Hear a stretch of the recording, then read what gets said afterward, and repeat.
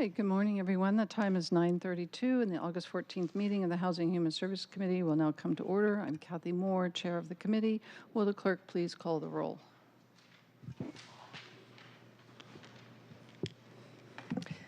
Council President Nelson. Present. Councilmember Saka. Vice Chair Morales. Here. Chair Moore. Present. 3 present.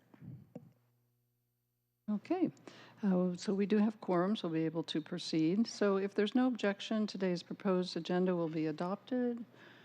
Hearing no objection, the agenda is adopted. All right, thank you everyone for being here today for the August 14th meeting in the Housing and Human Services Committee. On today's agenda, we have our central staffer, Tracy Ratliff, here to walk us through legislation to extend the sunset date for the multifamily tax exemption program by 3 months. Second on the agenda, we have a presentation on the lead and co-lead from Purpose Dignity Action. And finally, we have presentations from our Human Services Department, the Seattle King County Public Health and King County Department of Community and Human Services on our regional response to behavioral health challenges and substance use disorder. We will now move into public comment. We will open the hybrid public comment period. Public comments should relate to items on today's agenda or be within the purview of the committee. Just note that Councilmember Wu has joined us. Clerk, how many speakers do we have signed up today? Currently, we have 6 in-person and 7 remote speakers. Okay, so let's proceed with the in-person speakers first, and then we'll go to the remote. Would you please, so each speaker will have 2 minutes. As I said, we'll start with in-person and move to remote. Would you please read the public comment instructions? The public comment period will be moderated in the following manner. The public comment period is up to 20 minutes. Speakers will be called on in the order in which they registered. Speakers will hear a chime when 10 seconds are left of their time. Speakers' mics will be muted if they do not end their comments within the allotted time to allow to call on the next speaker. Okay, so we begin with our first speakers.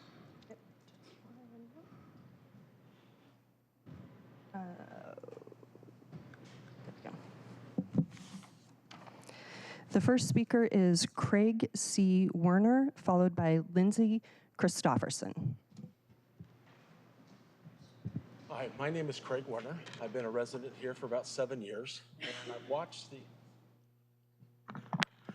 I've watched over the country the homeless problem turn from a crisis to an epidemic. And back in June, I kind of became inspired about how to solve this problem. It's radically different from what everybody has been doing over and over again that has basically changed our homeless crisis to an epidemic and spent maybe hundreds of billions of dollars or more than $1 trillion nationwide, and nothing has been solved. My solution is totally different, and I believe with about $35 million budget that I can help to totally clean out and home 100% of the homeless. We're talking about maybe 500 of them being RV dwellers and car dwellers, the others being sidewalk dwellers and the tent dwellers. And what I'd like to do is be able to have a 30-minute presentation with the city council and the city leaders to be able to do a PowerPoint presentation so that I can share my ideas with you. This idea is going to be extremely applicable to every city across the states and the United States. I want to see the city of Seattle being the first one to do it because I believe whoever does it first will be able to get a lot of political punch from it and also national notoriety. I'd like to see the city of Seattle become the innermost city again.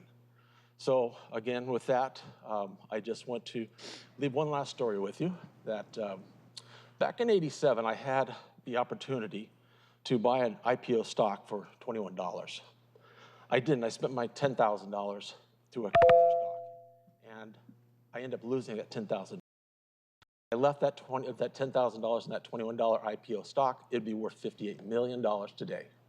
I didn't believe my friend. It was Microsoft. So with that, I'm going to leave it, and I'm going to leave my cards here, and I hope to hear from you soon. Thank you, and please feel free to leave any written comment here, and also you can email council@seattle.gov. Right, thank you. Councilmember Saka is joined remotely. Oh, okay. And I just want to note.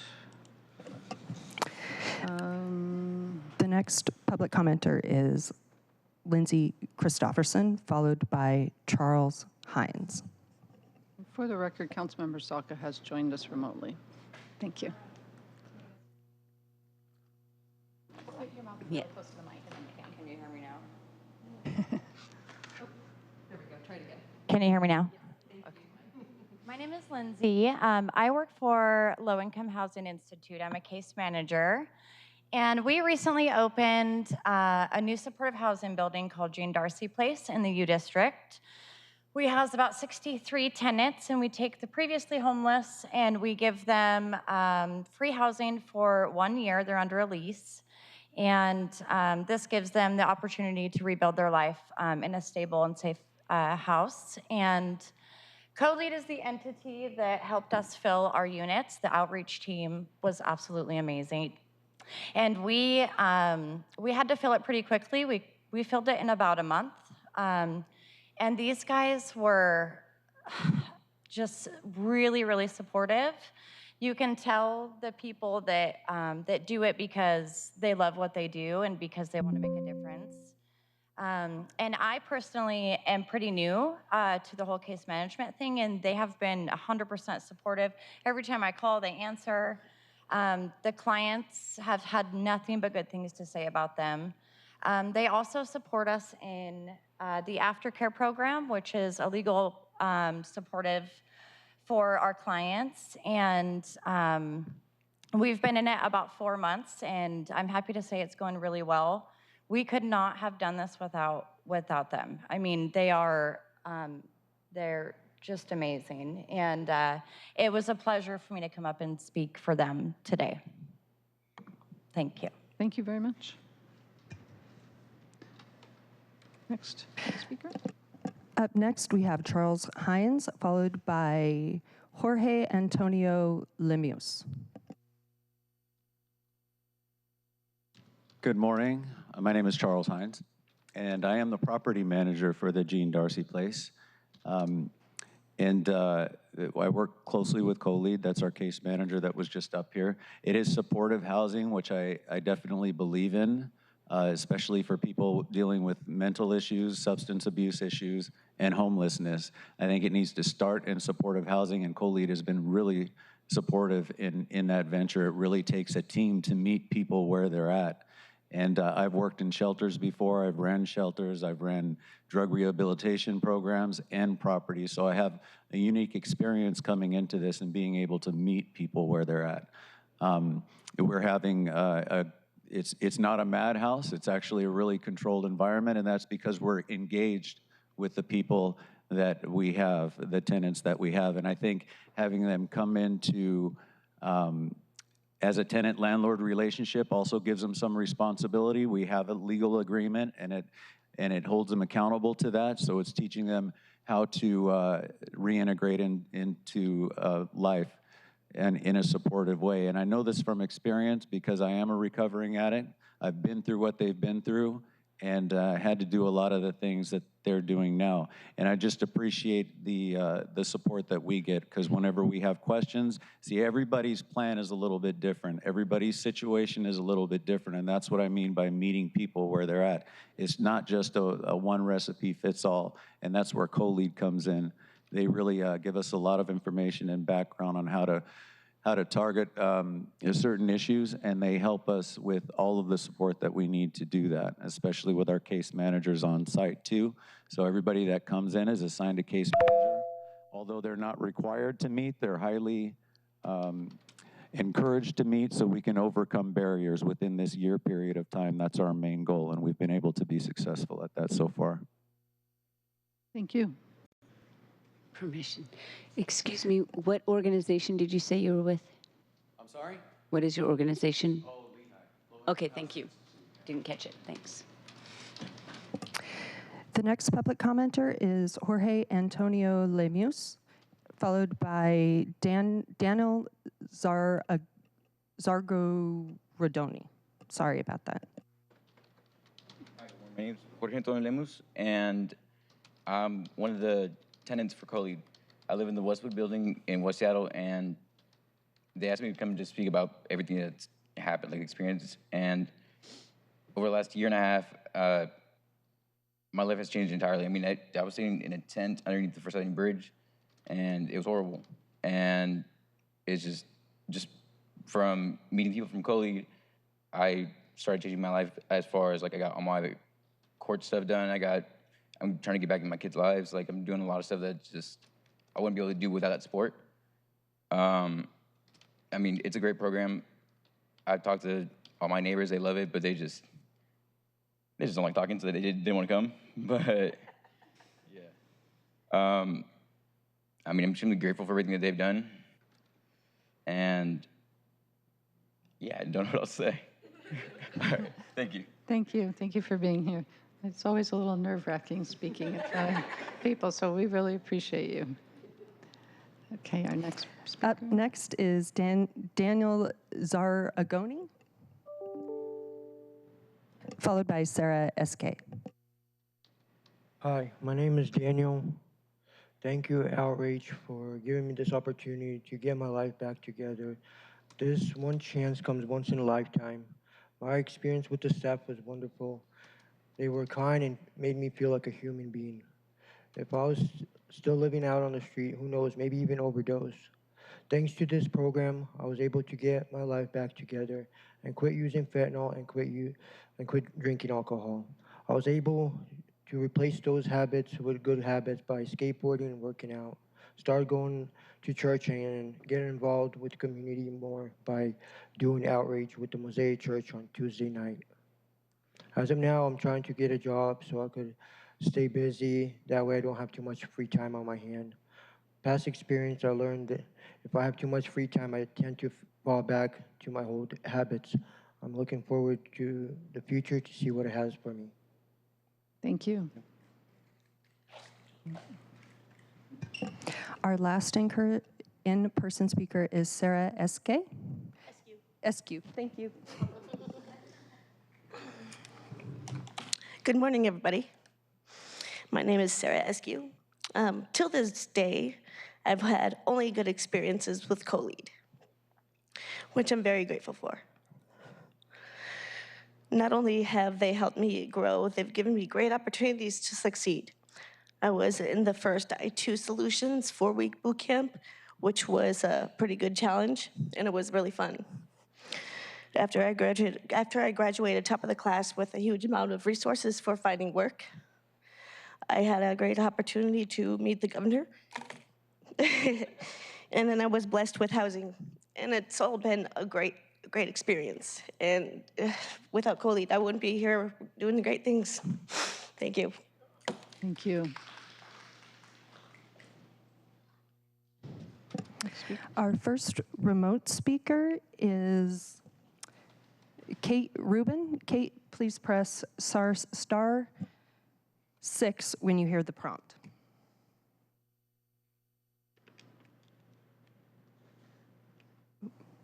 Oh, sorry, wrong one. My name is Kate Rubin, and I'm the temporary co-chair of the Seattle Renters Commission. The fact that the commission is operating with only 5 of the mandated 15 commissioners is unacceptable. This is now the 3rd time I've testified before you to call for action on the overdue appointments, and the Department of Neighborhoods has been reaching out to Committee Chair Moore's office since the beginning of the year. Let's be clear, this delay is not just an oversight, it's a blatant disregard for the renters of Seattle who make up a majority of this city's population. By refusing to prioritize these appointments, you are actively harming communities that are already marginalized and underrepresented. The absence of Black commissioners is particularly shameful given Seattle's history of redlining, the ongoing gentrification and displacement of historically Black neighborhoods, and the disproportionate rate at which Black people, especially Black mothers, are evicted. You've been making decisions on critical issues that directly impact renters, like the transportation levy, the ongoing discussions around the comprehensive plan, and a proposed soda and soap zone, yet we, the very body tasked with advising the council on policies affecting renters, have been repeatedly ignored. This isn't just about filling seats, it's about fulfilling your responsibilities as public officials. Whether you like it or not, this is your job. You are elected to serve all Seattle residents, not just those with economic power. Your continued inaction is a direct affront to the renters of the city and a failure to uphold your duties. Prioritize these appointments now and address any future appointments promptly to ensure the situation does not repeat. Thank you. Thank you. The next speaker is Irene Wall, followed by Gary Lee. Irene, press star 6.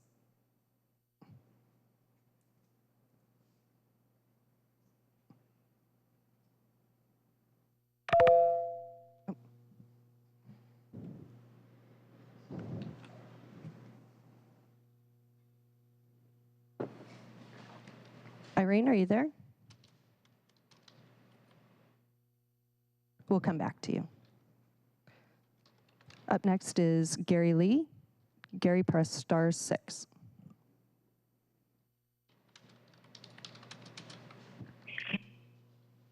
Hello, I'm Gary Lee, co-chair of the CID Public Safety Council and a member of the Chinatown Block Watch, and I want to express my support for the continuation and expansion of the LEAD and co-lead programs in the CID neighborhood. As a member of the Block Watch, I've made several referrals, which all have been acted on, and we greatly appreciate the work that they are doing to help make the CID safer and to help people who need serious help. Thank you. Thank you, Gary. Up next is Nathaniel Lyon.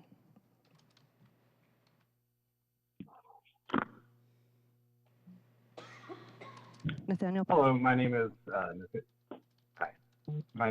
Nathaniel Lyon, and I am the Senior Manager of Community Advocacy and Outreach of the Ballard Food Bank, and I wish to speak to you today about the importance and impact of the LEAD program in Ballard.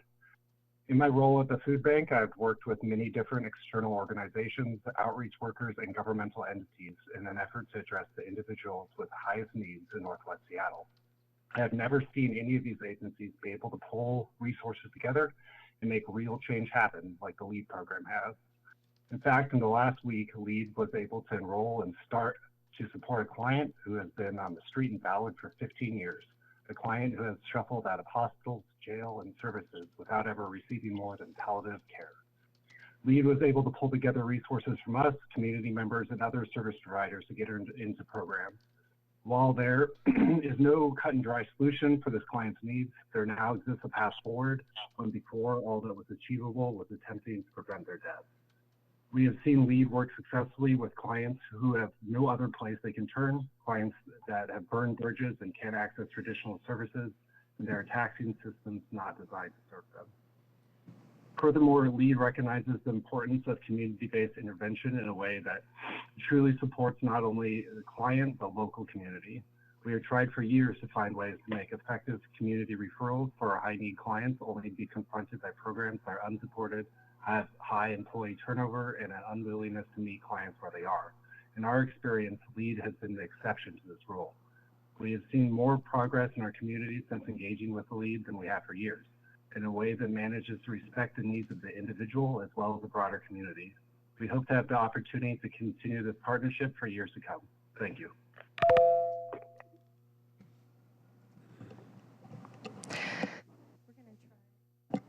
Irene, we're going to try you again. Press star 6 to speak.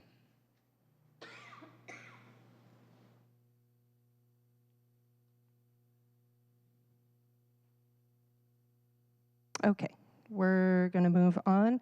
Sarah Jane Siegfried is up next. Sarah, press star 6 to speak.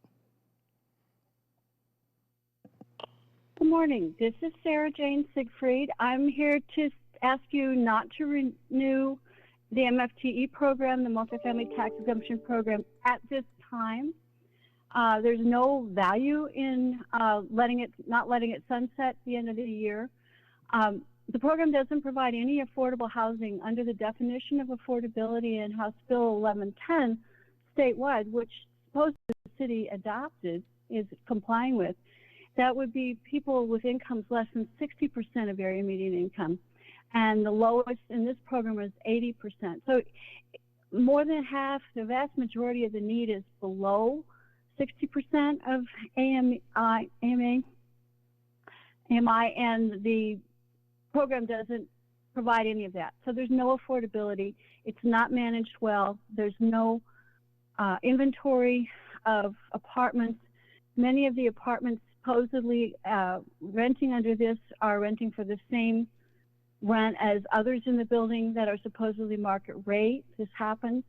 The city has not done a good job with this. We might as well wait for the audit at the end of the year to get a better take on it. Meanwhile, the only thing that will happen is that the developers will rush to get in under the wire, and we don't want that. So let's just let it expire, no cost to any taxpayer, and the taxpayers instead would bear the burden of any of these projects that take place, because the tax exemptions then are spread over the rest of us. So I appreciate your thinking about this, and I have mailed my comments to the rest of the council as well. Thank you. Up next is Dan Godfrey, and we'll try Irene one more time. Dan, press *6.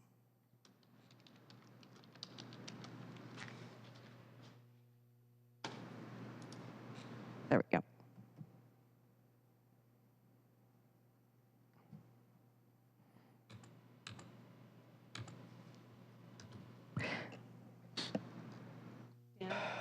Dan, can you press *6, please?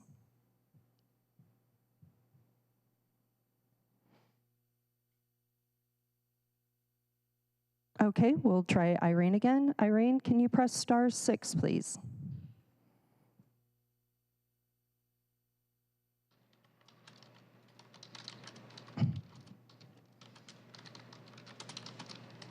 Okay. Is that it? Are those the remaining Yeah, two? those would be our final callers. We're going to try one more time. Dan, can you press *6? There we go. Are you there? Can you hear me? Yes, thank you. Thank you. I'm Dan Godfrey, calling from the Seattle Renters Commission. I've been on the commission for 3 years. I was chair for 1.5 years. At the end of 2023, the SRC sent a letter to the City Council requesting that commissioner approvals be delivered under 3 months or in a timely manner going forward. We currently have 4 active commissioners and 11 open spots. The SRC has screened, interviewed, and recommended enough commissioners to almost fully staff the commission, and those citizens have been in limbo for up to a year. The City Council and the Mayor's Office have failed to approve or respond to commissioner recommendations, and we are totally hamstrung. It is very confusing to read news articles about the City Council considering making serious changes to renter protections, while this renter commission that the council staffs is functionally defunct. The SRC used to enjoy a healthy working relationship with the council, and I myself enjoyed collaborating with Councilmember Morales' office last year. The SRC was able to get things done in the past. We are asking the council to approve or respond to appointment recommendations promptly in the next month or two, or to notify the SRC that the council will no longer oversee our commission and doesn't have the staffing to support us. I'm available for questions, and I appreciate your time. Okay, let's try Irene Wall one more time. Irene, at the prompt, please press *6.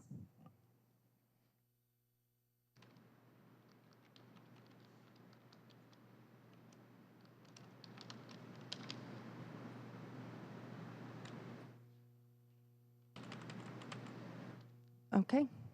Okay, Irene, apologies for the technical difficulties. Certainly feel free to email us your comments for today. So that does conclude our list of speakers from the general public. There are no additional registered speakers. We'll now proceed to our items of business. To those of you who came to testify on behalf of Lehigh, I just wanted to say thank you for being here and for all the good work that you're doing, and congratulations on doing so well and being here to tell us about it. Really appreciate that, and kudos to you. So, Clerk, if you could read the title of the first agenda item into the record, please. An ordinance relating to the Multifamily Housing Property Tax Exemption Program, amending Section 5.73120 of the Seattle Municipal Code to extend the program's sunset date to March 31st, 2025, for briefing, discussion, and possible vote. And just like the record to reflect that Councilmember Saka has now joined us in person.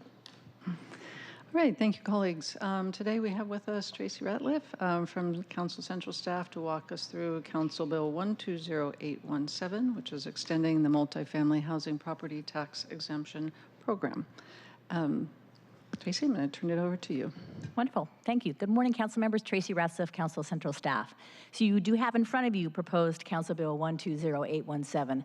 This bill would extend the sunset date for the Multifamily Tax Exemption Program from December 31st, 2024 to March 31st, 2025. The program, as you might remember, was authorized. Program 6 was authorized in October of 2019 with a sunset date that was actually, I think, in 2023. Because of the pandemic, because of a lot of what was going on last year in terms of the housing levy, and then the challenging rental market, I think it would be fair to say, coming out of COVID. OH deferred 1 year the formal evaluation and full evaluation of this program. They are very much underway with that evaluation today. They are very, very hopeful and anticipate that they will in fact get us legislation at the very beginning of 2025, but they are still in the process of doing a pretty robust stakeholder engagement. They have some work that they are doing with the University of Washington regarding the program, as well as looking at some of the data that they are also collecting separately from providers to add to that evaluation. So we do anticipate we will see that legislation hopefully very much early in 2025, and that's why they're asking for an extension of the program to March so that it allows the program to continue and not to expire in December. And I'm happy to answer any questions that you have. Committee members, any questions? Yes, Councilmember Morales. Just what might be an obvious question, which is if we let it expire and we wait for the new legislation, what's the impact of that? It's just that some developers may not be able to take advantage of the program. Now, I would suggest to you that if the signal gets sent that we're not going to be extending the program, that those who are most interested in participating in the program will probably come in and apply before that expiration date. But I couldn't tell you that could be a lot of folks who might miss out on that because they didn't get the notice about it ending versus those who would. Okay, thank you. Any other questions? Yeah. Council President. So there should be no doubt by now that I believe that the MFTE program is an absolutely crucial component of our affordable housing strategy. It allows us to meet the goals of on-site performance, and it also can be said that given what we learned at one of these past meetings, that how long it takes an affordable housing, a completely subsidized affordable housing project to get off the ground and out the door. The Office of Housing is carrying large balances year to year, and there's a lot of complexity with braiding sources and finding the right lending. So here's my point.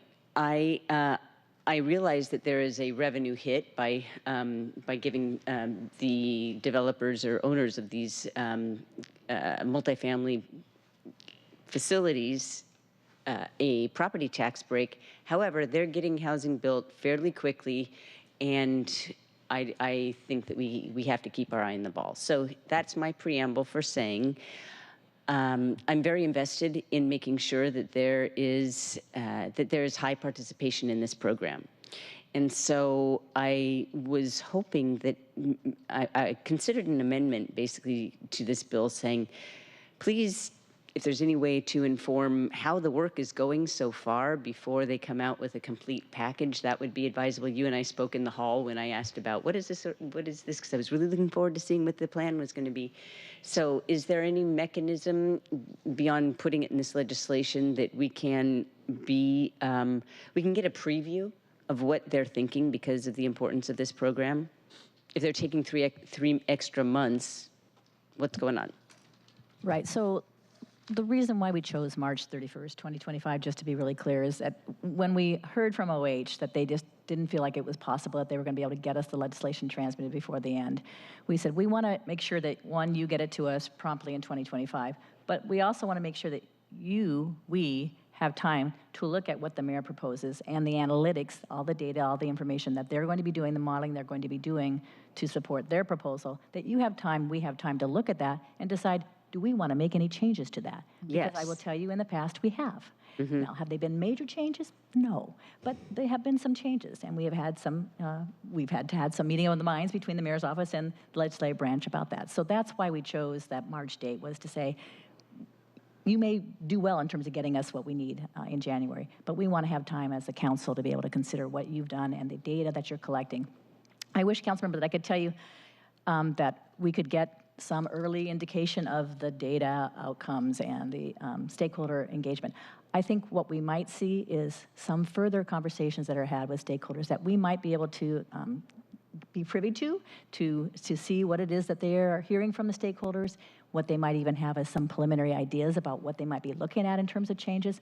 I am in conversation with the Office of Housing about whether we might be able to hear some of that early on, but it's not going to be in a format where you all can hear, oh, here's formally what they're proposing early on in terms of their recommendations. It would be early indications of maybe some early ideas and proposals, but not anything formalized. And so, again, it's helpful, but what's really going to be helpful is for us to see all of the data, all of the modeling that they've done to understand, because fundamentally, a lot of where the conversation is had is, what's the affordability levels that are required? Right. What are the other conditions that we put on their participation in the program? And that modeling and that other data that they collect is really what helps us inform that. And that's what we want to see. And that's what I don't think we're going to get and that they will have ready for. So will this so will this be the typical, they send something down, we have 2 or 3 weeks to vote it out of committee? I mean, is that how fast you're thinking this is going? If the extension is, what I'm hearing you say is that January they could be done with their work, so maybe we could see the draft plan before we have to, and then we'll have at least a month or two. And that's why I said we wanted to go with the March deadline, was if they don't get us something formally until January, then we have that time to be able to not have to rush through. We would still have till March 31st to approve a new program. So that's what would give us the time.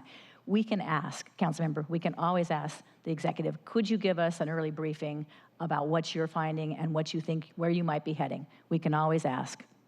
We don't always get. Okay. Well, it sounds like they're going to get us something in January, so then we'll have some time. Yeah.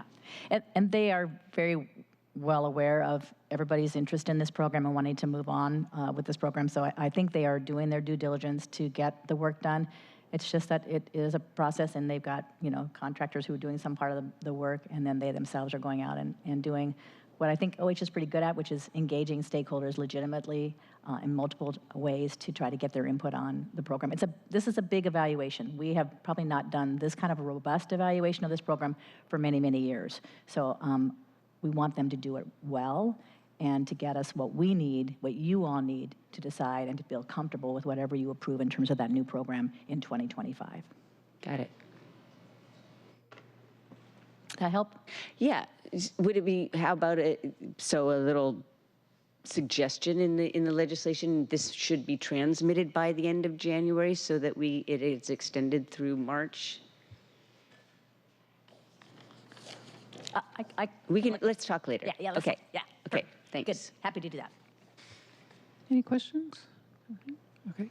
I have a question and a comment. So any extension that we do through the end of March, how many new developers do we anticipate are going to be applying, like between now and March 25th? is it possible to say, and also those people will be grandfathered into the current program, They right? would be applying to the programs, program 6, yes. Yeah. On the provisions of the program 6, excuse me. No way of knowing in this current environment that we are in right now in the development world what projects might be looking at coming in. I can get an update from OH to see what they've seen in terms of any new applications and kind of what they have in terms of the flow. But it's a dynamic time in our real estate development pipeline. And because this is a primarily market-driven program, what's going on in the private market development world has implications for this program. Mm-hmm. Yeah. And the corollary program is the MHA, and we know that that's being evaluated by the mayor's office. Do we have any update on when that report might be I coming? knew you were going to ask that. My understanding is that we're going to have that in 2025. I don't staff that issue, but my understanding is that that's when that evaluation would be complete. In early 2025? I don't know about early 2025. I think I heard 2025. I'll confirm that for you. Okay. I was just thinking, because there's been some discussion about maybe looking at how we can utilize them in tandem to sort of accelerate the value or the bringing online, I guess, of affordable housing. So Yes. And I believe that's being looked at as part of the MHA program because that's where the prohibition on the ability to layer MFTE and MHA resides. I do not believe the MFTE. I think that it is silent. That program is silent about the ability to layer. Mm-hmm. Yeah. Okay. Any questions? No? Okay. So this was set for vote, but I think given that we've had some discussion about additional information, and perhaps bringing an amendment to this extension bill for some clarity about when we're going to get information regarding the new bill, I'm going to hold it off for vote until our next committee meeting sometime in early mid-September. Okay. Very good. So, thank you. Yeah, thank you very much for your overview. Appreciate it. Okay. Clerk, if you could read the next agenda item into the...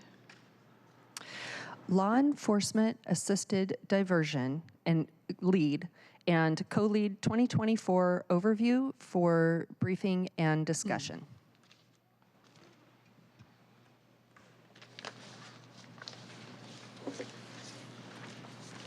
I don't have that on my...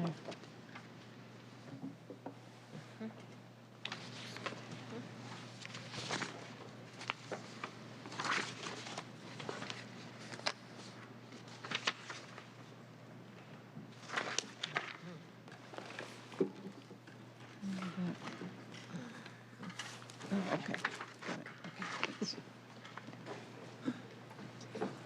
All right.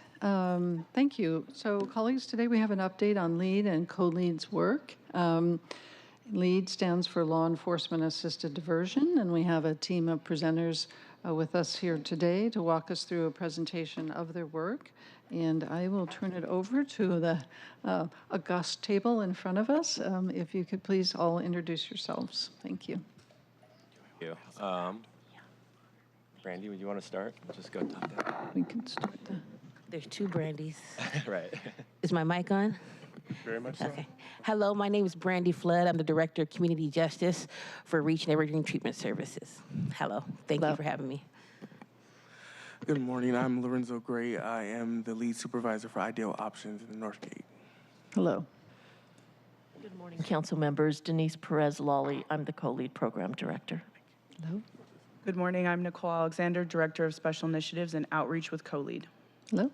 Good morning. I'm Chris Porter. I'm actually the Human Resource Manager stepping in for Ernest, but with POCAN. Hello. I'm Sam Wolf, he, him with PDA. I'm the Seattle Lead Program Director. Hello. Good morning. Brandy McNeil. I am one of the Deputy Directors at PDA. Hello. Well, welcome. Go ahead and turn it over to you. We'll get into it. I'll start with a brief overview.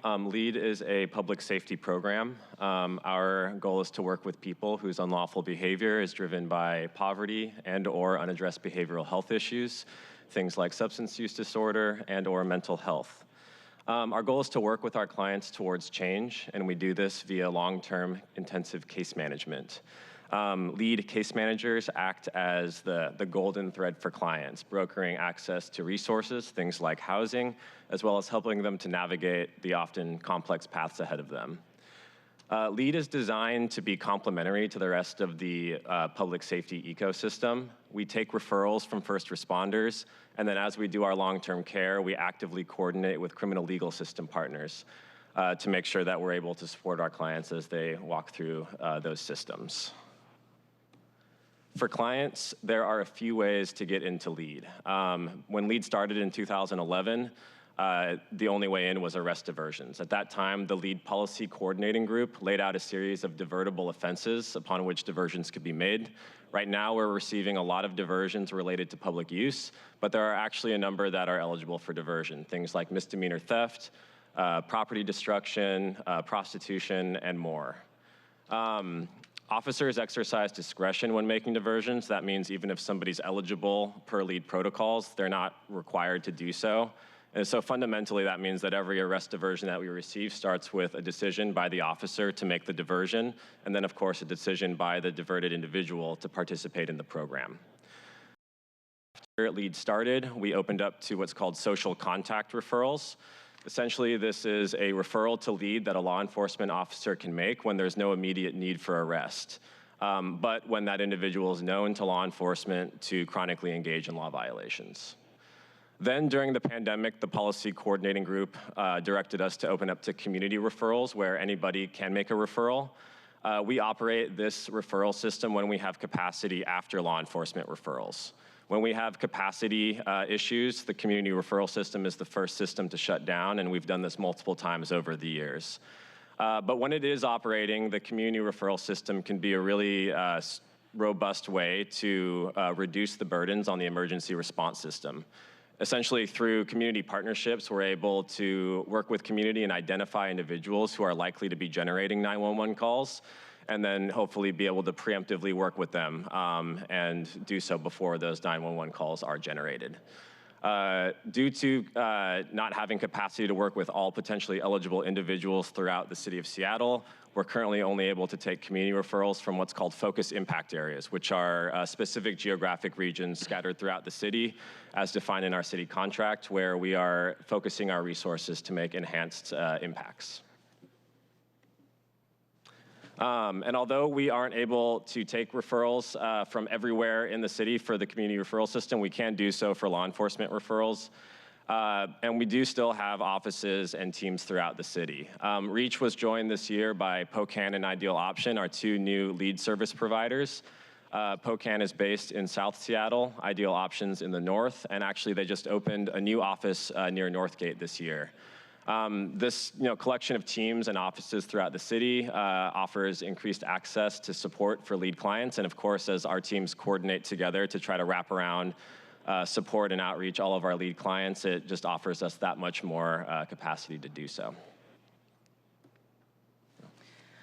LEAD is a framework for tackling law violations and problematic behavior that have consequences for self and others. That includes law violations involving economic activities, including sex work, by those who struggle with substance use disorder. LEAD does this work using best practices in recovery services and care coordination. The model is closely aligned with the Substance Abuse and Mental Health Services Administration, or SAMHSA's framework for recovery. LEAD is organized around core competencies in substance use disorder counseling as defined by RCW 18.205.020. Some key elements of LEAD include intensive case management, and this type of case management, as Sam spoke about, is a golden thread that sticks with a person over months and often years. It helps participants achieve actual progress even through setbacks. Case managers help participants navigate resources like outpatient treatment, medication treatment, inpatient treatment, housing, legal services, job training. The list really does go on and on. Case management involves multi-system navigation to tackle impediments to recovery across the 4 realms that SAMHSA identifies as key to recovery: health, home, purpose, and community. Another key element is the framework for information sharing that includes and involves the Seattle Police Department and prosecutors at both the King County Prosecuting Attorney's Office and the Seattle City Attorney's Office. Legal system coordination is a key element, which is dependent on our partnerships and agreements with our prosecutorial partners. LEAD also includes neighborhood-based case conferencing, and finally, project management, which ensures public impact is mitigated and the program operates with fidelity to the evidence-based model. The LEAD framework has evolved and continues to evolve to meet the needs of the community. LEAD originated in Seattle and has now been replicated in over 60, that's 60, jurisdictions across the country and the world. It is the most widely replicated diversion framework in the United States. Within Washington State, LEAD has been replicated since 2019, starting with demonstration projects in Snohomish, Whatcom, Thurston, and Mason counties. In 2021, the Recovery Navigator program began, which is based directly on the LEAD framework. In 2020, CoLEAD was developed to support more rapid stabilization and healthcare connections through the use of temporary lodging, and you'll hear more about the CoLEAD program later in this presentation. Finally, we have the Third Avenue Project, or TAP. The Third Avenue Project was developed in 2022 at the request of downtown businesses that were struggling to operate in dangerous and disorderly conditions downtown. The project utilizes the We Deliver Care, or WDC, street team, which provides de-escalation and milieu management, immediate troubleshooting, and LEAD provides sustained case management for high-priority individuals as capacity allows.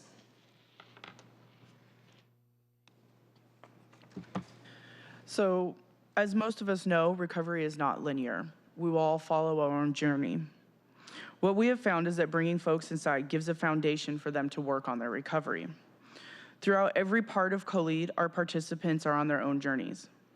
Last week, for 3 days, we worked with a participant who was in crisis. Upon entering into our program, this participant had already suffered a traumatic brain injury, and moments before walking through our door, a horrific loss. This participant came in on methadone and wanted to continue. Unfortunately, as in most prolonged crisis, this participant had gone into withdrawal. Our team said that it was detrimental to get this participant to dose on methadone. Due to the nature of the crisis the participant was experiencing, this took hours to achieve these simple steps: to replace soiled clothing with clean, some needed hygiene, transportation to a clinic, obtaining the carry box for this participant's Sunday dose, getting the participant to dose, and then transporting back. In the end, the participant was able to dose and continue to work with their case managers to come out of crisis. On Monday, while at the Gene Darcy, our permanent housing project, it was brought to our attention that 5 of the aftercare participants there were ready to start methadone. Unfortunately, there was no transportation that they could find to get participants to dose. We were able to work quickly and work with our partnering transportation company to get our folks to dosing. In fact, if it's close to 10, they're dosing right now. Yesterday, our outreach team was able to bring in a pregnant couple they had been working with for weeks. Tomorrow, we work on getting them both into detox. Everybody's recovery looks different. CoLEAD is the foundation in our participants' lives. Our participants have reunited with family. They have gained their children back. They have gone to school and entered into trades training. They have gained employment, have been housed, and continue to grow. I would be remiss if I didn't share one staggering data that we have. We have had 0 deaths by overdose in any of our lodging facilities through our whole time of operating lodging. We can and do recover. I'll pass it back to Sam. You guys dump it over to me. I feel like that Olympic basketball team. That was a really good game, Steph Curry. Okay, so my name is Brandy. I work with REACH. So REACH Evergreen Treatment Services has been the service provider for LEAD since 2011. We provide long-term case management services to LEAD participants. REACH utilizes the principles of motivational interviewing, harm reduction, street outreach, and radical hospitality to do our work. We embrace a client-centered approach that creates an environment of belonging through trust and engagement. Our participants are able to focus on their goals and really develop a sense of autonomy with that approach. Our overall purpose in this work is to build bridges between the systems that our folks encounter and the participants, and in a way where it our clients have dignity and a shared humanity through the experience. It's often hard to navigate through systems, and the folks that we serve, drug users, folks who have been homeless a long time, people engaged in the sex trade, are not always respected when they walk into those systems. And so our job is to really build that bridge and create an environment where they can improve their lives. I only have so much time, but you know, I always love to share a story and help like connect those dots because LEAD is quite massive in the work that we do. And so one story I want to share is about one of our clients who is part of the 3rd Avenue Project, young Black queer man in his early 30s. He was encountered on the street through We Deliver Care, WDC, that does the milieu work on 3rd Avenue and ambassadorship work. They identified that this would be a good LEAD participant, and they made a referral to Joseph Jackson, our downtown street and outreach services, or screening and outreach coordinator. After on site, as soon as he met him, he did the referral, he did the intake process, he connected him to our LEAD case manager, Nelson. In working with this young man, he was identifying his goals with Yvonne. One of those goals was treatment. So we have our treatment and Evergreen Treatment Services has our treatment in motion program right here in Belltown. It's been there for over a year, and we just started in Pioneer Square. It's our methadone program that they brought downtown. We were able to enroll this gentleman into the methadone program.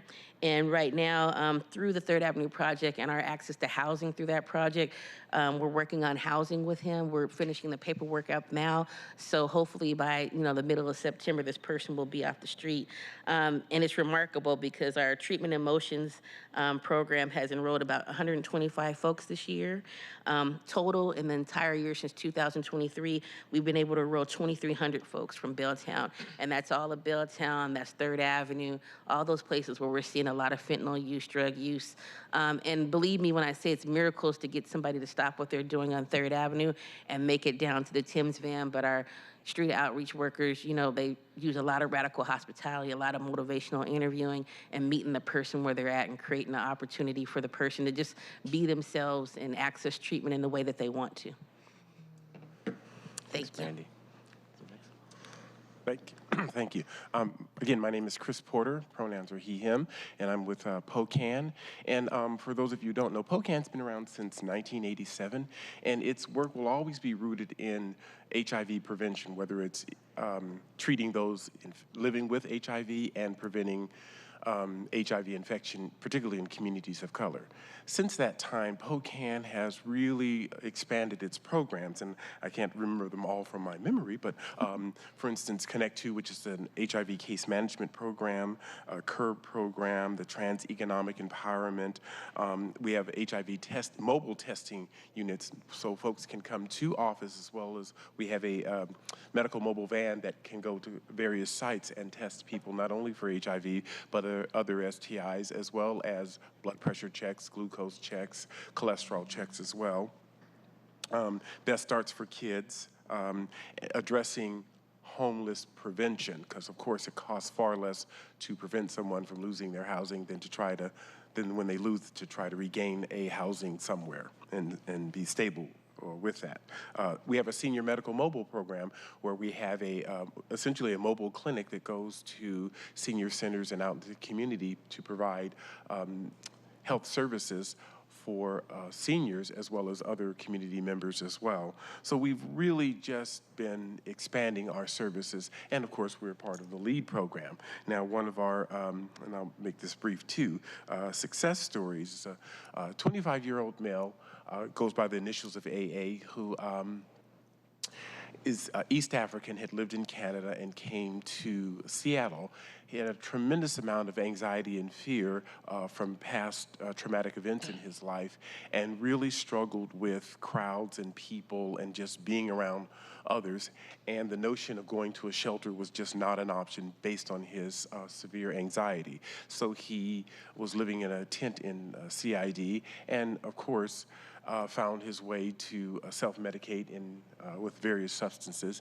Anyway, he came into our program, and I think the success behind this is having a case manager who was culturally sensitive, nurturing, and very patient to try to get him from where he was, very isolated and very non-trusting of systems as well and structure, to a point where he could accept housing. And this really required the case manager to just take the time to meet him where he was and take these steps that he could take to agree to a certain plan as he moved along, and finally accepted a housing situation, which was a very small housing unit.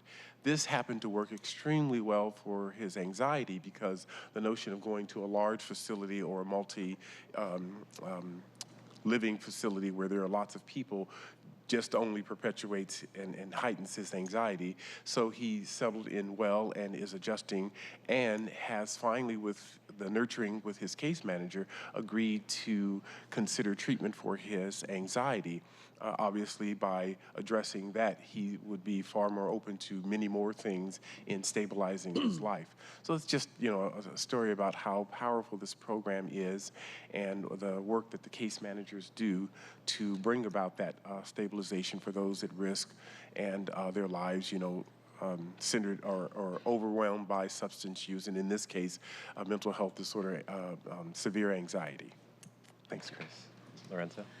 Hello, I'm Lorenzo, supervisor for the LEAD program for Ideal Options. We are a medical assistant provider. Like the LEAD work frame now surrounds it, Ideal Options' core value is meeting people where they are in order to help move forward as medication assistant treatment providers. Ideal Options is able to provide immediate access to support and treatment for people who are ready to engage. These services are offered supports for people struggling with substance use disorder. As a new lead service provider, Ideal Options is taking on the new clients from the Third Ave area, but also supporting lead services provision in the North Precinct.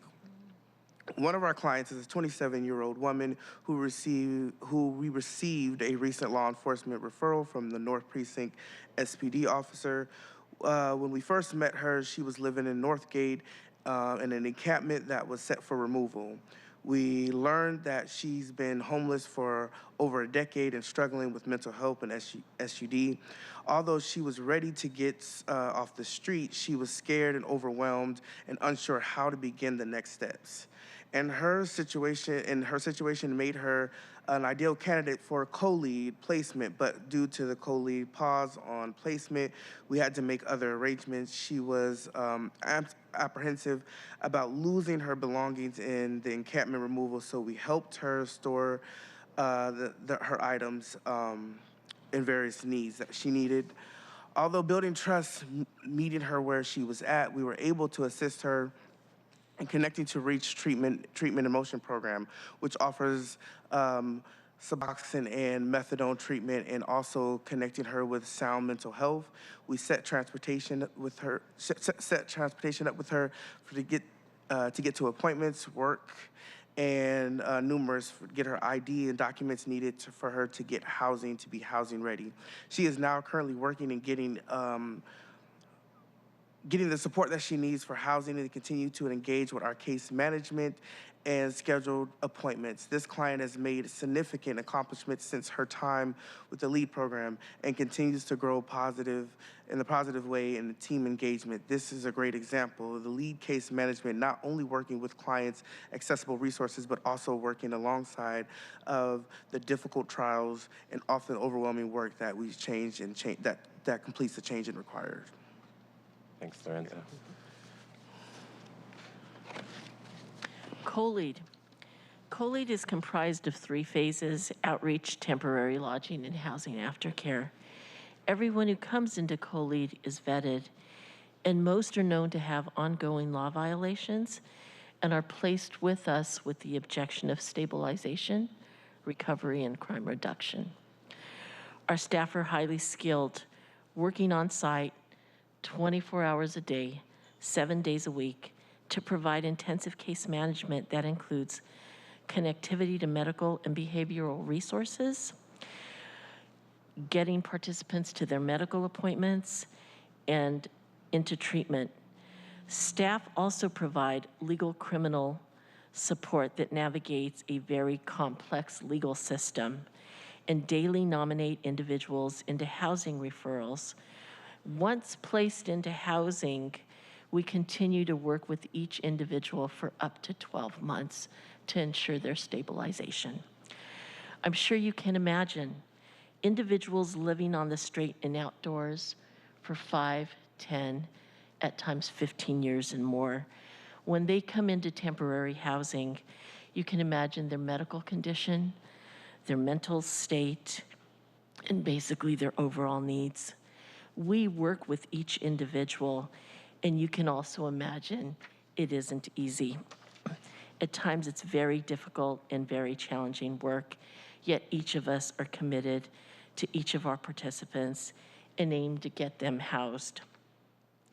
A summary of what we provide: safety and de-escalation, overdose prevention services, housing placement, aftercare for those in permanent housing to prevent further return to the streets, connectivity to medical care and overdose prevention.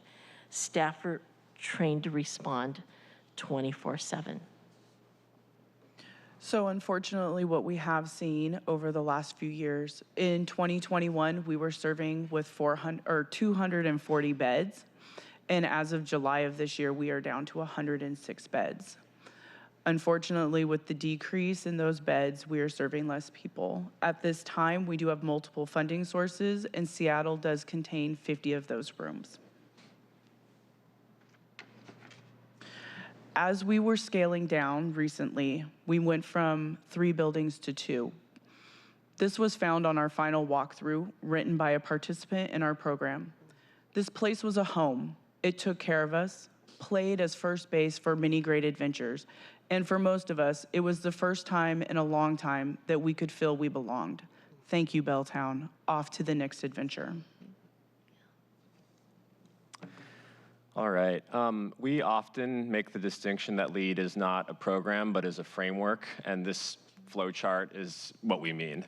So PDA, although we project manage the program, we don't self-authorize or unilaterally make decisions. We take direction from LEAD's Policy Coordinating Group, or PCG, which is a consensus-based governing body whose stakeholder members are listed at the bottom of the slide, most notably including the Seattle City Council, as represented by Councilmember Kettle.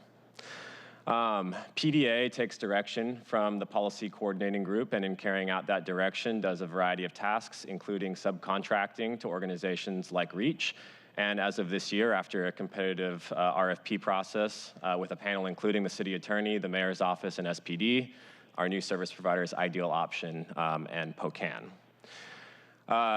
PDA also houses CoLead, a lodging-based lead service provider, as well as the lead legal team, which is a very small but mighty team of attorneys that assist case managers when needed with lead client situations. King County BHERD contracts to DESC for the COAT team, the Community Outreach and Advocacy team, which is a specialized clinical team that assists with lead clients who are True Blood class members, essentially lead clients whose competency has been raised in court due to having higher level mental health issues.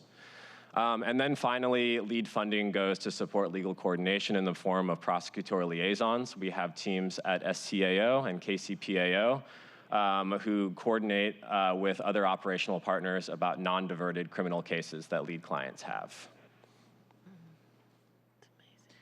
So now we get into what is either the most or the least exciting part of this presentation, depending upon who you are, which is funding and the budget. And so first we'll start with a breakdown of Seattle Lead's 2024 funding, and this is inclusive of the funding that goes to our service providers, right?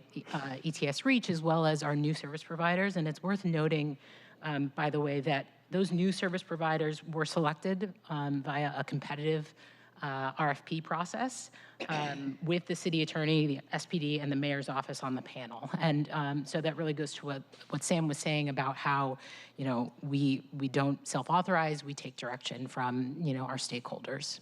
So with regards to LEAD funding, we project that we will be serving nearly 1,400 clients total this year.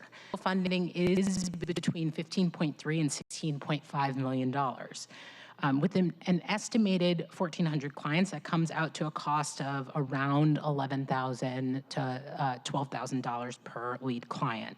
Now, we're showing the full program budget, even though nearly half of LEAD's funding comes from non-city sources, because all of these participants come to us due to impacts they're having on public order and safety in the city of Seattle.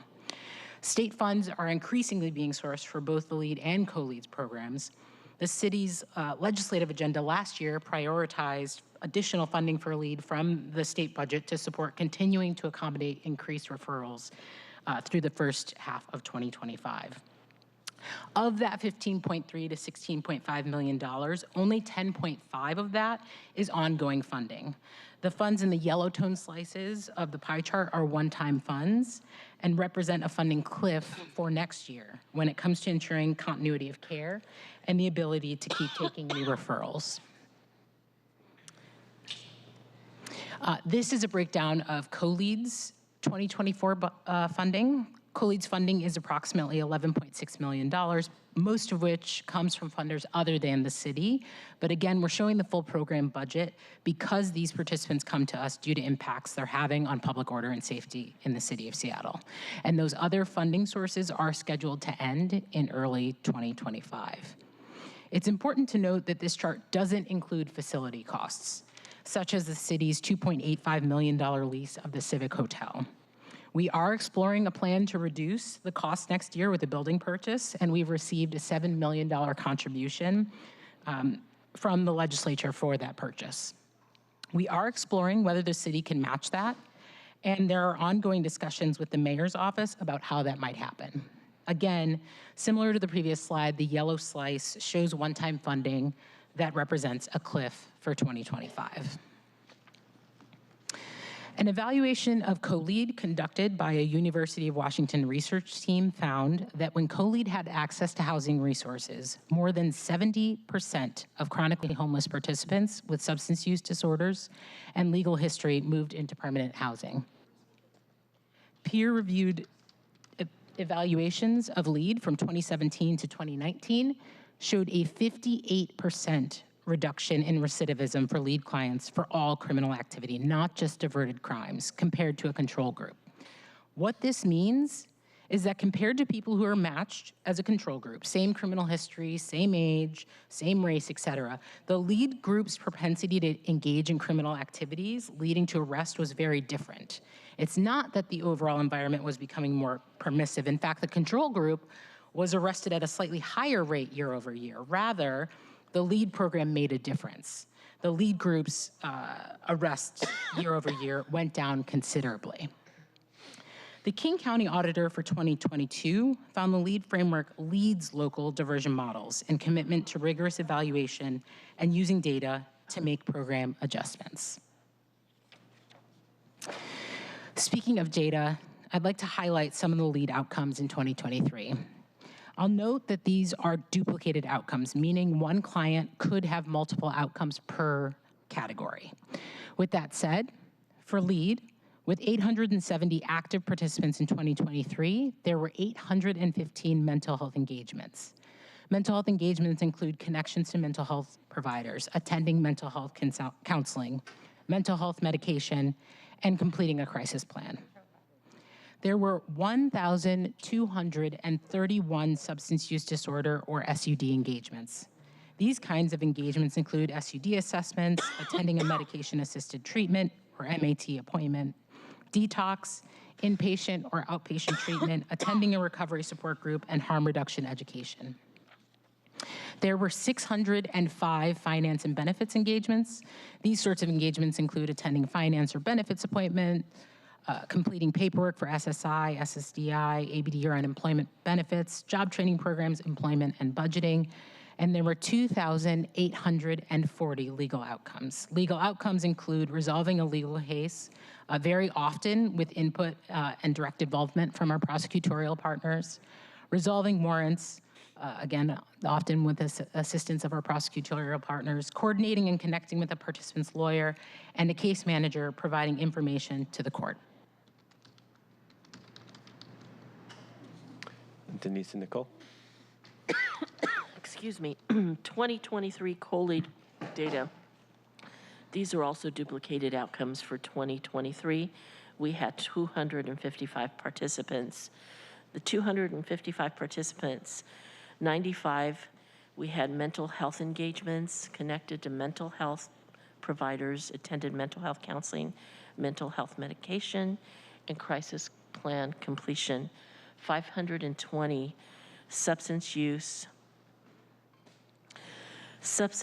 disorder engagements, assessment, attended MAT appointments, detox, inpatient, outpatient, attended recovery support groups, harm reduction education, 174 finance and benefits engagements, attended appointments, completed paperwork for SSI, SSDI, ABD, unemployment, job training programs, employment, budgeting, and pay. 717 legal outcomes, legal cases resolved, warrants resolved, lawyer coordination, connection, and court advocacy.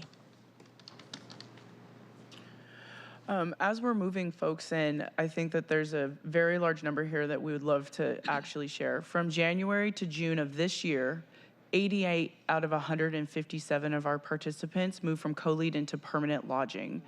That is a huge number, and it was a huge success. As we were downsizing, our folks were not exited to the street. They were found to be placed into permanent housing. Currently, right now, there are 5 additional placements. There's a couple more. We added some yesterday to our list. And we are actively pursuing matches daily in multiple areas to find locations for our folks to move into permanent housing. Once our folks move into permanent housing, our aftercare team, it works as stabilization. As we all know, things are transitional and moving is very scary. We want to make sure that as we have partnerships with our programs like Lehigh and Plymouth and so forth, that folks don't lose that housing or that it's an appropriate fit. 70 people at high risk of losing their permanent housing receive stabilization and housing retention, and a few of those we've actually moved into a more stable environment and a stronger set of permanent supportive housing that were in scattered sites. We were also awarded the Washington State funds to support the stabilization work as well. All right. Thank you. With whatever time we have remaining, we're happy to answer any questions you might have about anything we presented on. Thank you very much. Questions? Yes, Councilmember Wu. I have a comment and a question, and then I'm so sorry I have to run to a funeral. So don't be alarmed if I get up and leave. I'm a huge fan of your program. I've seen your effects. I've seen people who were in need of services and were able to attain those services through your organization, and they come back and they're part of the community. It's been amazing. And so I would love to see the expansion of your programs, especially onto 12th and Jackson, because I think that would really help what's happening on TAP. But my question is, what does capacity look like? I mean, you talked about downsizing from 3 buildings to 2, but what does that look like going forward? And what does that look like for LEAD especially?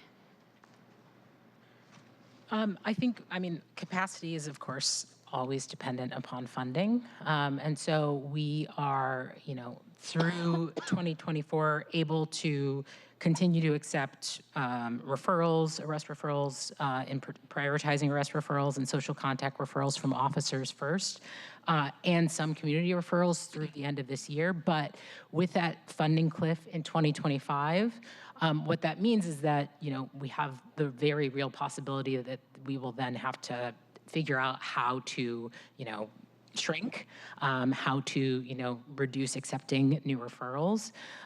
So it's something that we are giving thought to, preparing for. But right now, our capacity, we are able to continue to operate through the end of the year at our current sort of clip, so to speak. So that's our plan as of right now.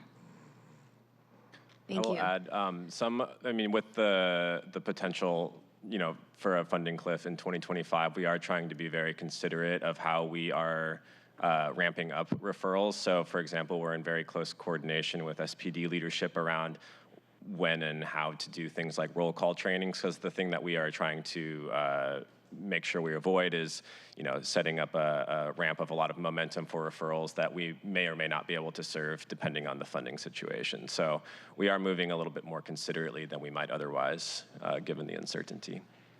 And one other thing I'll add as well is that we, as we've mentioned a couple times, we do prioritize referrals from officers, whether that be in arrest referrals or social contact referrals. But community referrals do hold a really valuable role in that they actually do reduce the burden on the community, the ability of the people in the community, whether that be business owners, whether that be neighbors, whether that be, service providers out seeing folks that they're like, this is somebody we can help, that reduces the burden on officers to respond, we were really able to come in before possibly somebody is causing a public safety or order problem.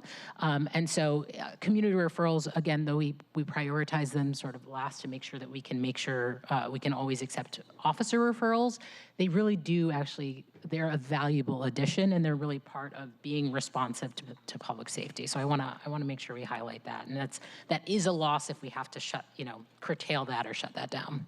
If I could add one more thing, the community referrals that weigh the heaviest are the ones that are in our focus impact areas. And for me, I live in Rainier Beach, so it's a priority for me. But through the Recovery Navigator funding, it's allowed us to expand LEAD in that area in which there really are no services serving those populations that are drug using and homeless in that area. So we're thankful that we could do that through the LEAD programming in that area, in that focus impact area. And I'll add that POCAN is expanding its services by looking for larger office spaces more central in Seattle, a little further south in Federal Way, working with those populations that have been pushed out because of housing inaffordability and access to. Thank you, and your services are desperately needed. And so I thank you for all the work that you do. And I've seen firsthand from community referrals how that burden and that stress is taken away and helpful for our communities. So thank you so much, and I have no further questions.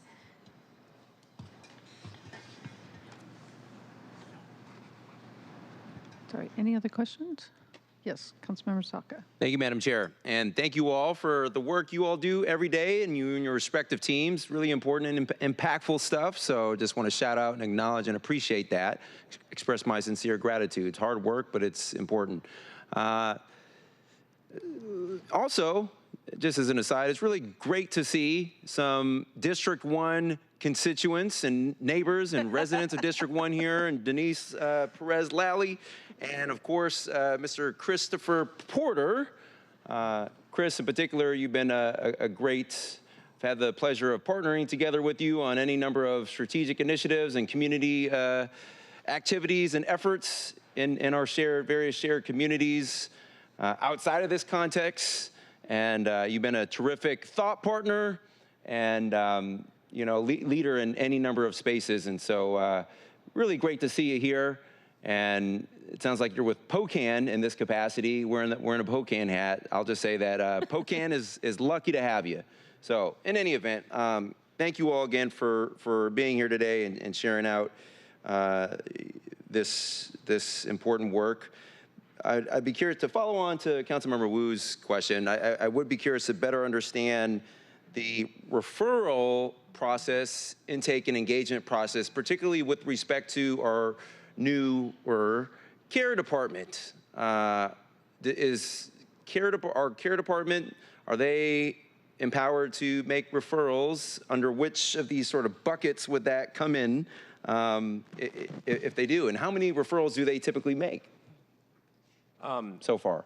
Yeah, at the moment, CARE would be in the community referral bucket, but we're in conversation with them knowing that they're offering like immediate response for first responders. Essentially, ongoing conversation about how to make these systems fit together. But CARE does great work, and we're committed to trying to complement their addition to the system. Yeah, absolutely. And it our care department and our civilian response, alternative response is a capability that, I'd like to see, and I think it's a sentiment that's broadly shared. I don't purport to speak for any other of my colleagues, but I think it's a sentiment that's broadly shared. We need to grow and expand and scale our care departments such that they are a 24/7, 365 citywide response capability, alternative response capability. And so, if we're able to get there, well, we will, just a matter of time and resources. But regardless, we can expect their referrals to ratchet up. So we need to make sure that all the systems are connected and talking to each other. We have capacity within reason, given the constraints that we're all facing. How many community referrals do you typically get? I guess on an annual basis, whatever period, and what percentage of those are accepted? Of those referrals are accepted? That's a great question. We're more than happy to follow up with exact numbers. I will say one of the mitigating factors on the community referrals that we receive is that because we've had to shut it off at multiple times, we've never fully advertised the availability of this system to the broader community, because since opening up to community referrals, have never been able to accept all eligible ones submitted to us. I will say, since the public use ordinance was signed into law last October, law enforcement referrals have comprised the large majority of the referrals we receive. But we are still, I think in 2024, we have received a steady trickle up of community referrals, though, again, law enforcement referrals as an aggregate are still the majority of the referrals we receive. Off the top of my head, I'll say I think in the month of July, because we just finished reporting, we received something like 30-something community referrals from various focus impact areas throughout the city. Any initial, so 30-something or so, thereabouts, any initial sense of how many of those were actually accepted? I don't have that number off the top of my head. To follow up with exact referral volumes and how many were accepted from each source. Yeah. Well, that speaks to demand, and we need to make decisions based off of data, and including that. So, I would appreciate learning more about that. But anyways, thank you all. No further questions or comments, Madam Chair. Thank you. Council President Nelson? I'll start with the easy money questions first, and then I have a follow-up on what you were saying. So, clarifying question, on page 13, it notes Seattle LEAD 2024 funding in the total. So, but then there are sources on the right side of that slide. Could you put that slide back up? So, when it says Seattle, does that mean number of the people being served in Seattle are being? But that does not mean Seattle money, does it? So, here, I'll phrase it as another way. Is the city of Seattle providing $15.31 to $16.56 million, and some of it's going through these other agencies? So the city of Seattle is not paying the full amount, basically. We are receiving the city of Seattle does pay for some. Right. And it's, I believe, a little less, I think a little less than half, right around there. Right. But as I alluded to earlier, all of this funding goes to people who are having an impact in the city of Seattle. Okay. Got it. That's good to know. Thank you very much for clarifying that. And then on the next page, I assume the same is true for the 11.6 million. It's the pie chart shows how much is coming from Seattle, and I would be interested in knowing the facility costs and the COLA adjustments as well. So at some point, you can provide that, or at least what Seattle funding is going for that. Yes. And thanks. So it's been about a year since we have adopted that public use law, and I'm glad to hear that there are and the intention was always the diversion with the goal of incentivizing people to get into treatment was the goal of that. So, what happens when someone is referred to you, an officer calls up, you come, and then what happens to those people? Do they go to treatment? I've heard anecdotal accounts that once they're now in your care, then what do you do? And sometimes you have to release them, obviously, and then it's hard to track them down to get them into treatment. So can you please explain that? What happens after you're called to one of those stops? Absolutely. So I'll hand it off actually to Brandy Flood, but before I do, I'll highlight, something that Councilmember Saka highlighted about the care team, which is we similarly right now are working 24/7, 365. So if an officer in the middle of the night calls our green light phone with an arrest diversion, somebody will respond and go out there. There are limited resources at 2 o'clock in the morning, right? So with that, I'll hand it off to Brandy Flood. Thanks, Councilmember Nelson. So, we get the referral in the middle of the night or whenever. We show up in person. Our screening and outreach coordinators show up in person, do a screening and intake in the moment. And like Nicole mentioned earlier, treatment is not linear. It's kind of a wiggly woggly journey. And so we do a lot of engagement to sit down with that client and identify their goals. Not all of them are treatment at first. Some of them might be other things. And in that conversation, you might hint that, hey, reducing your drug use might help get to that goal. And so there might be a plan for that. But we sit down with those clients and create individual service plans and help them hit their goals. And, for a lot of them, it does take a lot of street outreach. And we utilize all of our resources that are in LEAD. We utilize our outreach team, we deliver care. Ideal Options in Spokane, we've had a great relationship so far, so we collaborate together to find clients and things of that nature. Some clients are harder than others. Especially our clients who are in our True Blood class members are a little bit harder to engage, but it's an entire process that takes a minute, which is why long-term case management is useful in that process. If I may, want to echo everything that Brandy has said, and also to point out that that contact and coming out of whether they're just being held or being released from incarceration, housing resources couldn't be a higher priority. That without that, it just makes the job that much more difficult. So that's one of the highest priorities. Into contact with one of our case managers, and at the top of the list you find out that they do not have a housing option and that they've got to do that. So housing resources still remain one of the highest priorities that makes this program a much bigger success.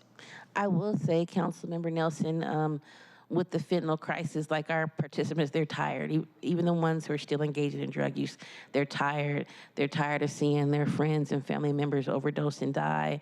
And a lot of them do want treatment. And so we do our best to access that for them and kind of walk this journey with them.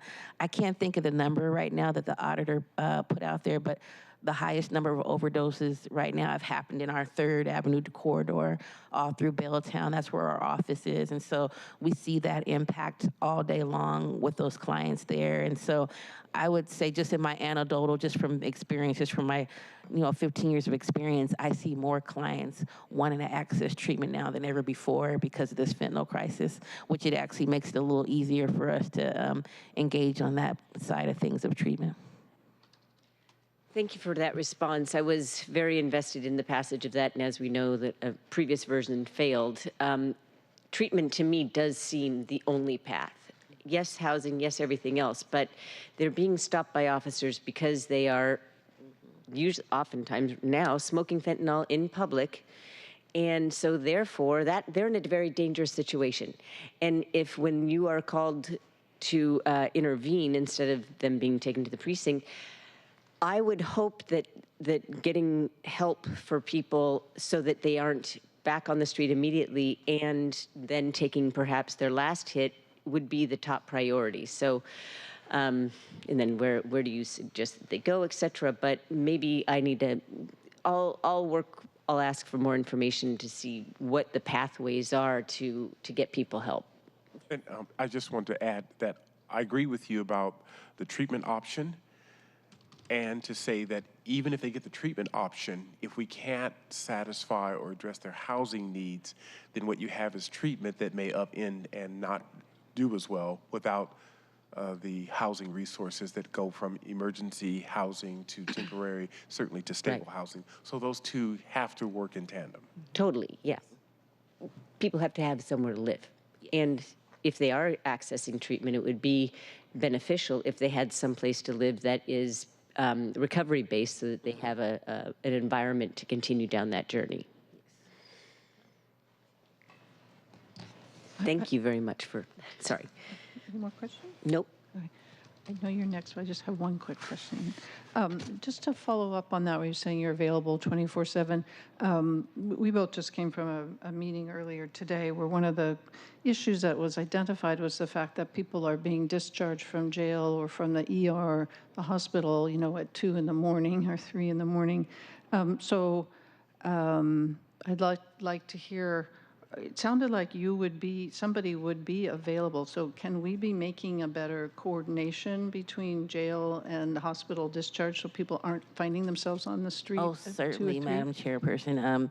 We have to do better at that system with all systems to have better opportunities for discharge to go to services. But, that really doesn't even exist in terms of having somewhere to take somebody at 3 a.m. right now. And so that's what I hope we continue to be in conversations with the city about. How do we make that system better? Between, Reach, Ideal Options, Spokane, CoLead, we only have so many options, and with only 50 beds left on CoLead, that could get sucked up quickly. And so that is a place where our whole entire care system needs to be better at that. There is nowhere to go in the middle of the night, even shelter sometimes. So,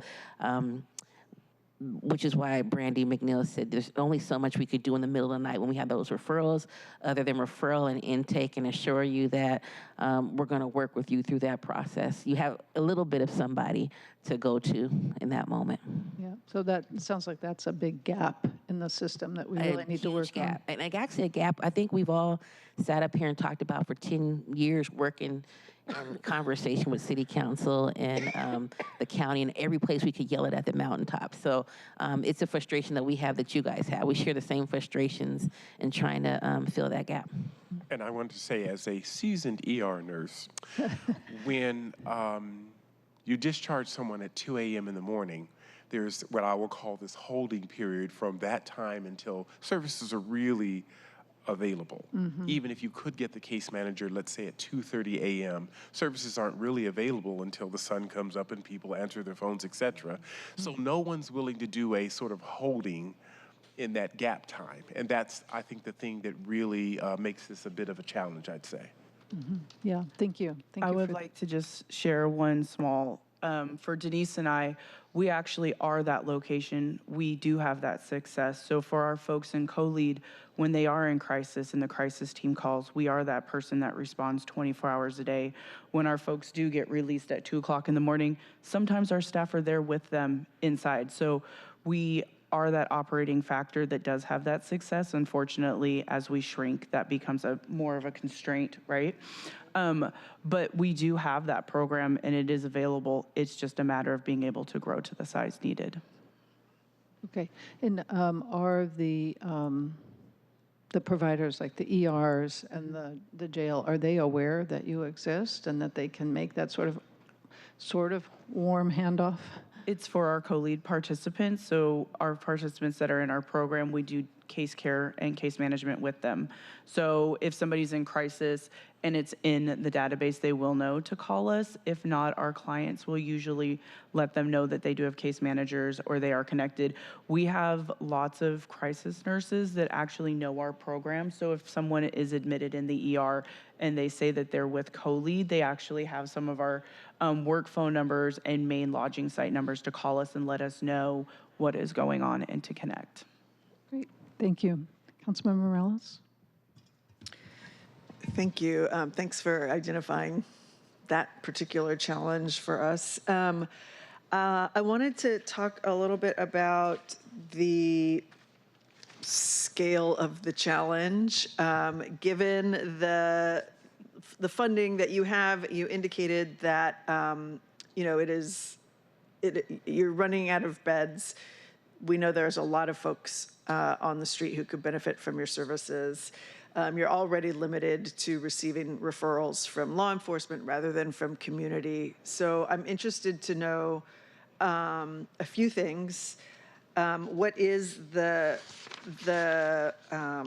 maybe the percent of need, if you know that you are able to fill? Like what are we missing in terms of the resources that would be needed for you to feel like you could have the capacity to address the need?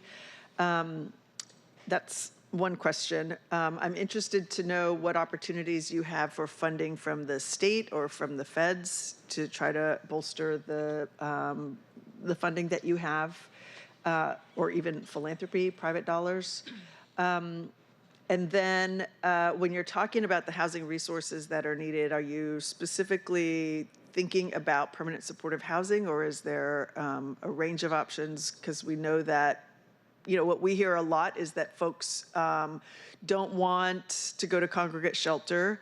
I have a lot of questions about, for those shelters that we do have that regularly have vacancies, why do they regularly have vacancies? And my assumption is that people don't want to go to places that have congregate shelter, because they get their things stolen. What we hear is the places have bed bugs, they might get assaulted, and so people want to go to a place where they have their own door, their own space. So I'm interested to know, when you're saying that one of the important criteria for solution or for support housing, what kind of housing does that mean? And then the last question is, what kind of treatment options are available? So if you receive folks and then they need to go to treatment, where do they go? And do we have enough, I don't think we have enough treatment places for people to go. And so, there's a whole ecosystem of need and an ecosystem that lacks sufficient capacity to help handle the problem. And so I just want to be really clear about what some of those gaps are. So I'll start, and then I'm going to toss it to other folks. I'll say, as far as the percentage of need that we feel like we're able to address with our current funding level, that's very difficult to assess, I think, in part because, the population that we serve moves, right? They don't necessarily stay in the same area within the city or even moving in and out of the city, so it's very hard to assess. I don't know if anybody else has a better estimate on that, but I can get into a little bit as far as the funding question. So, philanthropy started LEAD with an understanding that as a basic system, it needs to be publicly funded, and we've continued to pursue different funding sources, as you could see by the slide we presented.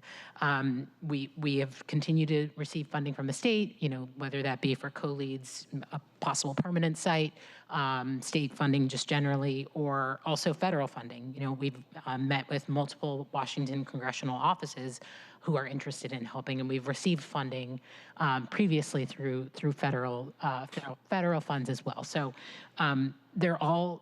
We're not turning any funding down, I can assure you, and we're always, pursuing as many avenues as we possibly can.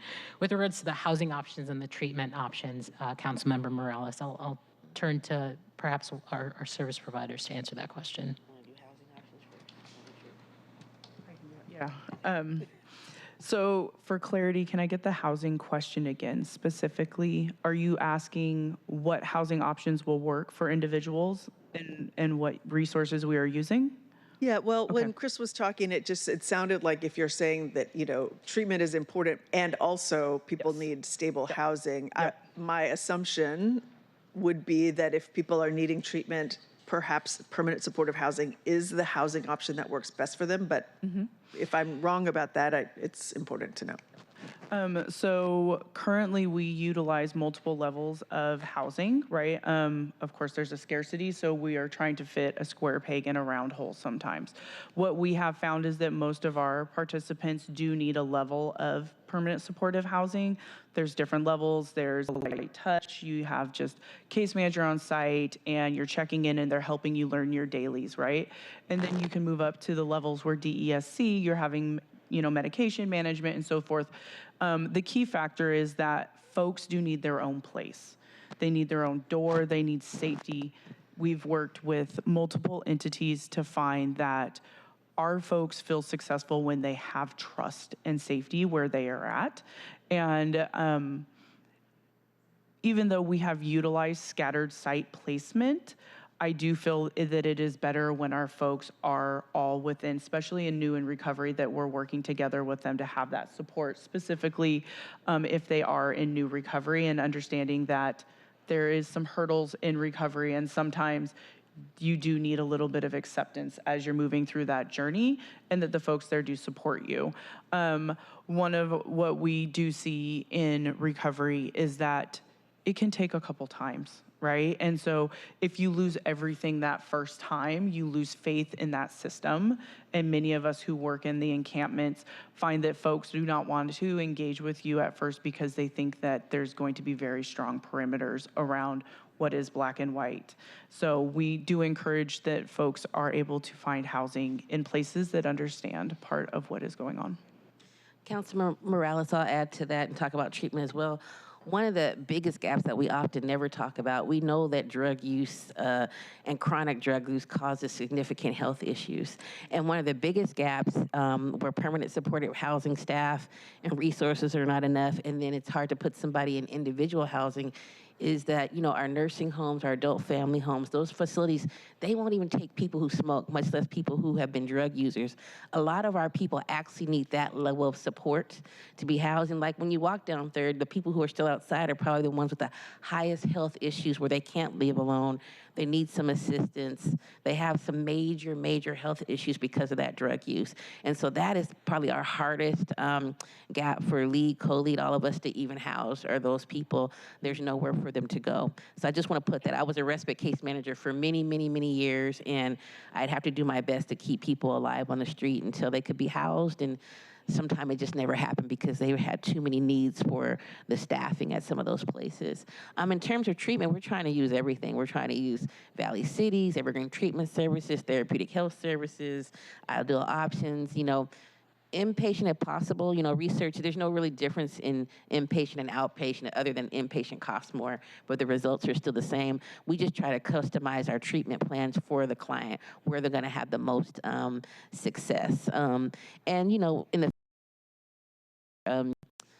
they go through withdrawal so fast. It's been a little bit harder, but we really try to customize that plan for the most success. So it depends on what that client needs in terms of treatment, but we're gonna access every opportunity.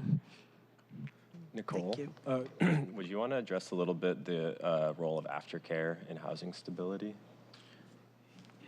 Yeah, so as we move folks from co-lead, which is temporary lodging, into permanent housing, be it permanent supportive housing, scattered sites, single residence occupancies, we pair our participants with an aftercare support specialist, and that person is there to really help walk them through the transition of going from temporary lodging into living in your own apartment with your neighbors and a landlord and a lease, and also being able to continue to work on everything that has piled up over the years. A lot of our folks come inside with a lot of legal issues. As we all know, that takes a long time to resolve. And so there's still access to the team to be able to resolve warrants, to be able to file your first family order so that you can actually visit your kids again, to be able to work on guardianship, your LFOs, your legal financial obligations that have piled up as well. Something else that our aftercare specialists really work on is being able to access your own daily needs. You need to be able to know where the laundromat is, to be able to wash your laundry, or to get to your mental health appointment, to get to your legal appointments. Where's the DSHS that's in your neighborhood? Who is your case manager? How do you get a new EBT card?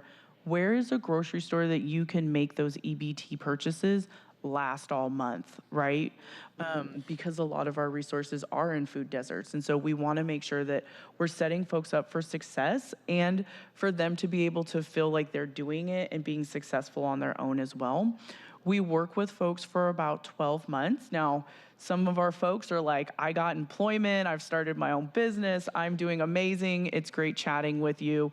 3 months is good, right? And then some of our folks who have been outside 10, 15 years, this is a long, long process, and we have to work on being able to keep our apartments so they're not a fire hazard. Understanding that as we come inside, we process things, we keep things, we throw things away, right? And that we answer the door to our landlord every once in a while when they need to come in and do a fire check or like your annual review, because there's just not trust in that system or knowledge. And so as we work through that, last year alone, 70 folks were actually on that capacity for us to be able to keep them into housing, and some of them transferred into a little bit stronger PSH or a little bit more structure, and to be able to keep them inside and not return to homelessness. And I wanted to add that both Brandy 1 and Brandy 2 covered, I think, everything quite well. But also, and she touched on it briefly, was the mental health component. In the story that I gave about the Success Program, the case manager is staying with this individual until they can receive or have contact with a mental health counselor. We know that King County and the city of Seattle have told us time and time again that mental health resources have been limited for quite some time. So that ends up being still a crisis that we have to navigate with limited resources, that without that component, even after, let's say, they've gone through drug treatment, they're going to need that additional resource, but there just is simply not enough of that. Can I flag one more thing? We actually developed our aftercare program because of need. We were placing folks into permanent supportive housing and into scattered sites, and our participants were coming back to our lodging facilities, back to our case managers, needing resources, asking questions. At one point, we had a PSH that almost every door had 30-day notices on them, and people just didn't even know how to respond to them, right? And so it was out of that we really, like, we love our people, we can't let them go, right? But we want our folks to be successful. And so we developed a team that could walk through that, so there wasn't that gap in services. It wasn't like an emergency response. So we see the issue and we plan for that. And so that's how come we developed our aftercare. As we look at PSHs, I really want to point out that we've had tremendous success with our right-of-way project, where they have stood up their own supportive housing units. The Jean Darcy, who is here today with Lehigh, they are one of those units. And the ability for us to work together and really be successful with our clients in those facilities and to partner so that everybody who has the resources, each provider has scarcity, right? But we have a legal team, they do not. We have transportation, you know, all these different things that we can piece together really creates a continuum of care that we're hoping in the future could be the golden thread. Okay, any questions? Not seeing any. My hand is up. Oh, I'm sorry. You probably want to close Well, it. I know. I'll just make it more of a statement then. When I hear 15, 20 years, the people are out on the streets or wherever, that is heartbreaking and, in my mind, inexcusable on the part of the city, because that represents a complete system breakdown, failure. And I understand that there is mistrust about getting people into certain kinds of housing, et cetera. I think that the health and safety of people living outside is more important than even trying to find the perfect lodging, because, as we know, the people living outside are vulnerable to violence, et cetera, and they will fall deeper into addiction and a chronic situation that will make it harder and harder for them to put their lives back together. So I really want to hear next year, not 15, 10, 5 years. We have a wonderful success rate for bringing folks inside. And as Brandy's team, Reach's team knows, a lot of our folks are just in areas where there's not enough workers to get to these folks and to engage and continue to engage and to build that trust. And the reason why we have a success rate high into the 90s of acceptance into the program is because I'm going to see you every morning. I'm going to come with muffins. I'm going to know your name. And by the time we have the discussion about coming inside, my hope is that I know your mom's dog's name and everything in between. And I think that's the key when we're looking at our folks, is that this is somebody's father, their mother, their sister, their uncle. And unfortunately, people try to rush projects. And for us, you can tell me no, and I'm going to follow you to the next camp. In fact, I'm going to help you, and we're going to continue to build that trust. I'm going to figure out that you really want pink socks. So we will do it. Just so you know, we don't take a lot of time. There is no perfect housing. There's not enough housing. But the reason we try to get the best fit, because the way the housing system is set up, if I put somebody in the wrong place and they get evicted 3 months later, they don't qualify for any more housing for over a year. And so we do take the time to kind of make sure we find the best fit, but there's not a perfect fit and there's just not enough housing. That's the one thing we need to do. We need more of it. Noted. Thanks. Okay, well, thank you for the presentation. I learned a lot, really, really informative. Great work that you're doing. It was helpful to identify the gaps as well. And I hope that we can continue the dialogue around how we can work together to fill those gaps. And I think we all agree we need more housing, and we need appropriate housing, and we need more sort of wraparound services as well, and tailored to the spectrum of need. So thank you again for the work that you're doing. I really appreciate it. Thank you. Okay, we are going to move on to our last agenda item. Madam Clerk, if you would read agenda item 3 into the record. Agenda item 2, addressing substance use disorder for briefing and discussion.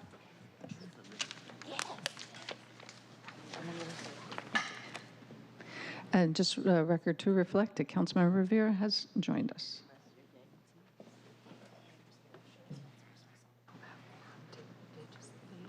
We don't, no, she's coming back.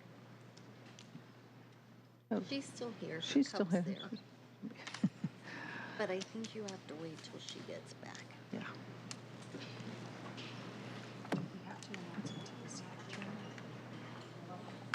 I don't know.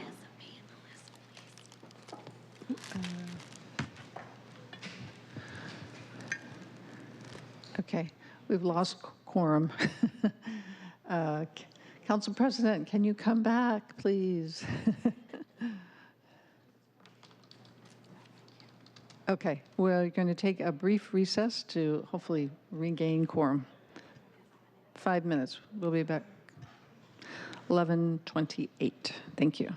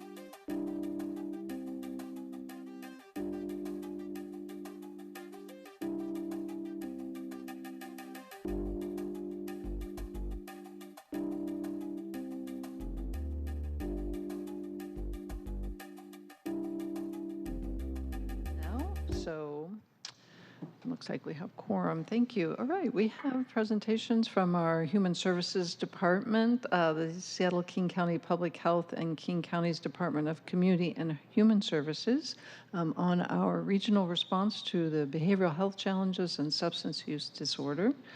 I want to congratulate HSD for their recent announcement of investing $2.6 million to expand substance use disorder detox and treatment beds.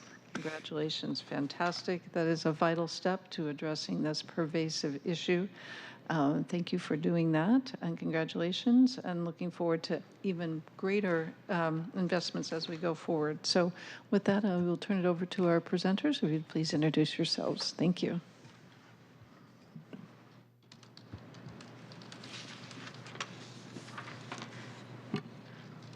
Hi, Kevin Munn, Strategic Advisor at the Human Services Department. I'm Tanya Kim, Director of the Human Services Department. Good morning, Susan McLaughlin. I'm the Director of the Behavioral Health and Recovery Division at King County. Good morning, Brad Finegood. I am a Strategic Advisor with Public Health, Seattle, King County. Yeah, welcome. Well, I am thrilled to be here and presentation to this one where we're going to get into quite a great deal of substantive information, and you will soon see, we've talked about this ecosystem, some of the greatest players in this region to be at the table, and so we have all stars here. And with that, I'm going to go very brief, or I'm going to move swiftly through my presentation because you have access to me on a regular basis, but to be here with our colleagues from the county is really important. And so in the HSD presentation for the Human Services Department, I'm going to start with an overview. We'll do a little bit of context setting, share more. Absolutely, we're thrilled to bring on some beds, and so we'll talk a little bit about that as well. We'll talk about our role with the county, specifically with public health. That comes up often in terms of the department. What is our role in general in this space, and what is our relationship with public health, and discuss next steps. Then I'm going to hand the baton in the spirit of the Olympics that just closed. I'm going to hand it off to my colleagues at the county to really get into the body of work since they have the leading role in our region. Great. For the viewing public, I always love to start with the department. I'm at committee often, and so I like to remind folks of the breadth of services that we do cover for people. And the Human Services Department mission is to connect people with resources and solutions during times of need so we can all live, learn, work, and take part in strong and healthy communities. We have 6 different impact areas that we address. It's soon to be budget season. You'll see that our budget is also organized in this way, and so it's really helpful. Today, we're going to be highlighting some of the work around our public health investments. Some context setting first before we get into some of the good news, some of the immediate work that we've been doing. I want to first thank the mayor. Mayor Harrell was very clear with his directive to say that we need to align our city investments and work with urgency to address the priorities. And of course, behavioral health and substance use disorder, opioid, fentanyl has risen to the top. We've just heard that from our previous speakers, and we'll discuss that a little bit more here. With that, the mayor gave us a directive to move swiftly, and his executive order on 2023-04, the mayor took immediate action, and today we'll go through 3 updates and a teaser of what's to come. And what's to come too is long-term partnership and planning with our county colleagues, as well as more resources come online, some partnership that we'll do with you as well. So thank you. The progress. I'm going to outline these, but the following slides are going to go into them a little bit deeper. You're very familiar with Health One, what the Seattle Fire Department is doing. They're fabulous. We've expanded that to Health 99, and HSD is very much a part of that partnership. We have awarded, through a very aggressive request for qualifications, capital dollars, and so we'll give you an update on that so we can support facilities to continue doing the important work. There's a portion that's been ongoing, it's been in the works, but we've been able to add millions of dollars to that to get it across the finish line. Where there was a gap in the system, as well as another agency who is doing some important outpatient treatment. We've got these set-asides. We'll speak more to that. And I want to give a nod to our council president. We are working quickly now that we have more understanding of implementation for CBA HSD 813B, that's $300,000 for additional treatment reimbursement. And so that is forthcoming. But I wanted you to know that we know we're working on it. Thank you. All right. Health 99, which is really an expansion of Health 1. Also, there's all these names. The Mobile Integrated Health team, so you know the chief and John are just, they're leads with this. Through the executive order and the opportunity to spend some opioid settlement dollars, we were able to expand this so that this team is equipped specifically to address the opioid crisis. And really there's just, as you know, and I believe, Brad, you're going to share some of the data around overdoses. And so they're out there responding. The case managers on this team, they co-respond, are HSD employees, and so we're proudly a part of that. I want to highlight for you the work to date. So since July of 2023, a little over a year ago, we've already responded to 441 overdoses in the Seattle area. And we had 97 post-overdose follow-ups since its launch. This is, get ready for some more acronyms. So with the post-overdose recovery RFQ that we had some capital dollars through the Community Development Block Grant. We were able to have an expedited funding process. With that, we were able to award 2 agencies. Capital dollars are with it, while it's amazing to be able to access that, they also come with a lot of restrictions and guidelines. And so wanted to give you an update on one of the awardees with DESC. They're doing what I just shorthand call post-overdose facility. It is an extensive partnership, I will say. Brad's going to get into that a little bit more. He, UW, others have been partnering on this for some time. HSD was able to come in and offer up to $5.65 million to get this facility off the ground. If the timing works, we're currently under environmental review. This is a requirement with the fund source. We plan to develop the contract and have the services come online in Q1 of 2025. And with that, I will say they've been working in partnership. We're already going to contract with them this year to get some of the hiring and ramp up going, and that's really important so they can start the critical work. So then they are, again, operational in the Q1 of 2025. And this is the press release that just went out. And so I want to, again, thank Mayor Harrell for his vision around this. With Valley Cities, and we'll note this with Dr. McClellan, that we are working with Valley Cities. They also have a significant agreement with county around their Medicaid work. This expansion is unique in that we're able to offer about $2.6 million or $2.55 specifically, where we can have set-aside beds for the city of Seattle. So we talked about where can people take folks if they are ready for a detox or ready for treatment. We are entering into an agreement with Valley Cities after much deliberation in order to have a place where we can take people 24/7. And it is, again, they will hold 13 beds for us. That's new. We're going to pilot that. And that doesn't take away from, that's additive to their work that they're doing with the county. We anticipate that we'll be in contract hopefully within the month. We're negotiating that right now, and we're going to start referrals soon, Q4 of this year, which is just right around the corner. And so we're very excited about that as well.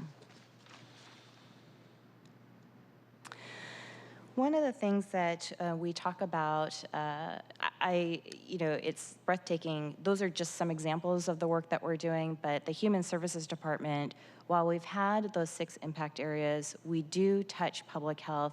A lot of these other components that we're highlighting now are new books of business for us.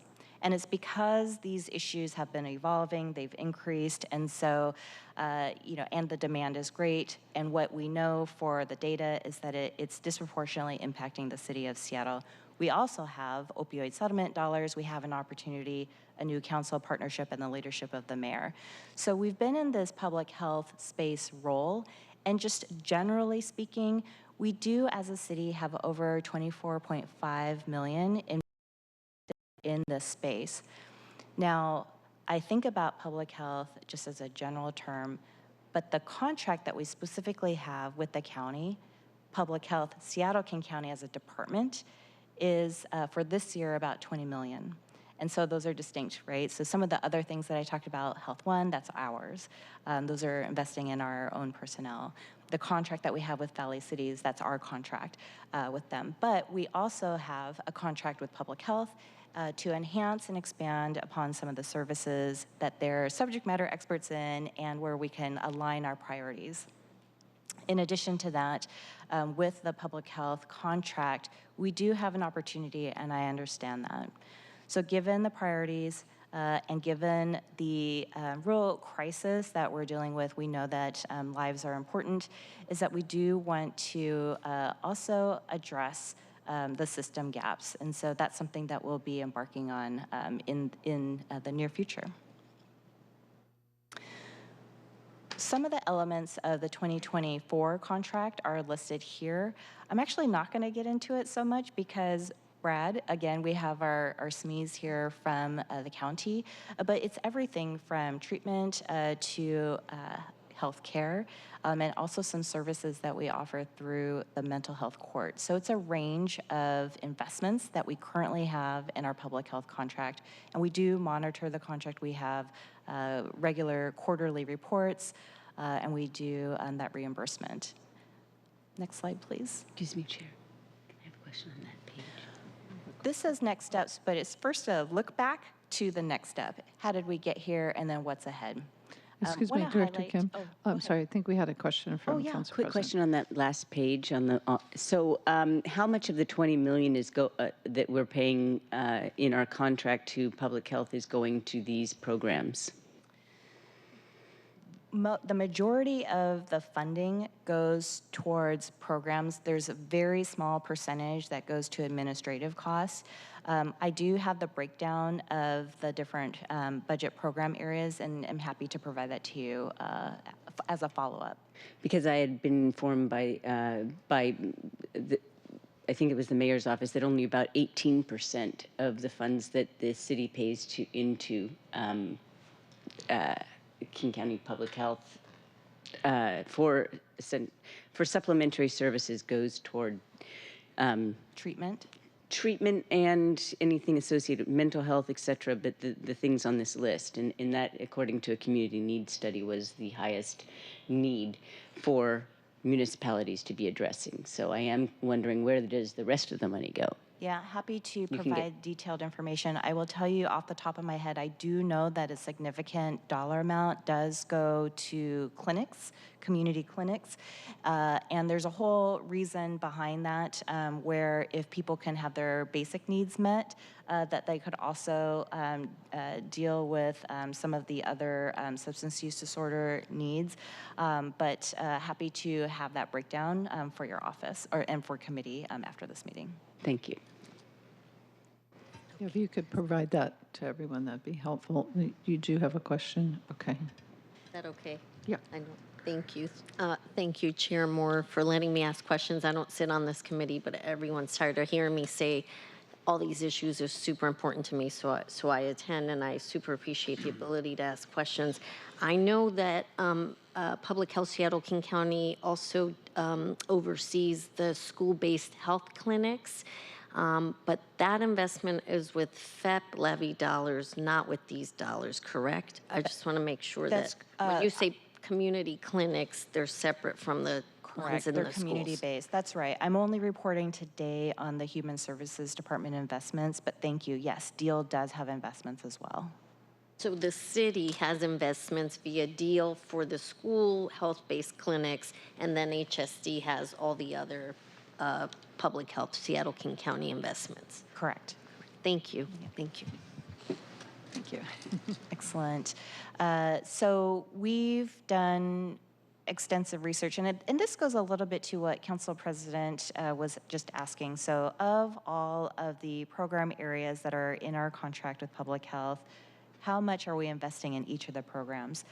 I will admit that this is a contract that we have inherited over the years that I picked up as a director, and it wasn't, I think, it was built off of council ads throughout history, different executives saying, oh, we want to invest in X, Y, and Z, all worthy things at that point in time, but it was important for us to do a refresh and take a look to ensure that there's alignment. And so just want to note that with that, in 2023, we worked with the Mayor's Office Innovation and Performance team. They conducted extensive literature review. We always start with literature review, but because again, this was a new book of business for us, we wanted to get out of the business of just passing through dollars and be intentional. We got additional support from IP. They did extensive review, gave us that information, and then HSD could overlay our analysis of our current contract. And I want to thank Brad and team in advance, or I guess post. We met several times. We have very complicated Excel spreadsheets and really understanding what are we investing, what's the percentage, what are the outcomes, how many people are we serving, what clinics, where are the geographic locations, and so we did that deep dive. And I will give you a preview that in 2025, so you know we're coming upon budget season. And so as soon as the executive's budget drops, we're able to transmit that. That's when HSD as a whole is able to start contract negotiations with all of our providers, with all of our awardees. That includes our partnership with public health. At that time, we will engage in contract negotiation. That's the opportunity where we will align with the city priorities. And further in 2025, once we have that contract, we're also going to reset some expectations where we want to be partners. I think we have some shared goals. They also have a new strategic plan. And so we'll be able to have some mutual expectations. We're going to finalize performance metrics. Dr. Khan, I've spoken to him. We're both excited about having the metrics visible and available. And we'll have some clear reporting structures so we can report back out what the impact is of our additional enhanced dollars. And I know this is a nod to you, Council Chair Moore, and others who serve on the Board of Health, that I do know that there's interest in strengthening our interlocal agreement, and so we'll do a look at that as well. Thank you. I'm just going to jump in on two quick questions. So following up on that, the interlocal agreement, would that require council review and sign off, or? That's a great question. I don't know what the mechanics is of that, but I'm certain that there would be some level of collaboration, if not a formal, but I'm happy to get back to you on that. Okay, that'd be great. Thank you. And then I'm just curious, you talk about that in 2024 you developed a theory of change, and could you explain a little bit more about what the new theory of change, if it is new, or whatever the theory of change is? Yeah, we were very careful with our word choice. We are still Okay. Theory of change. Part of that is we need sign off from the mayor.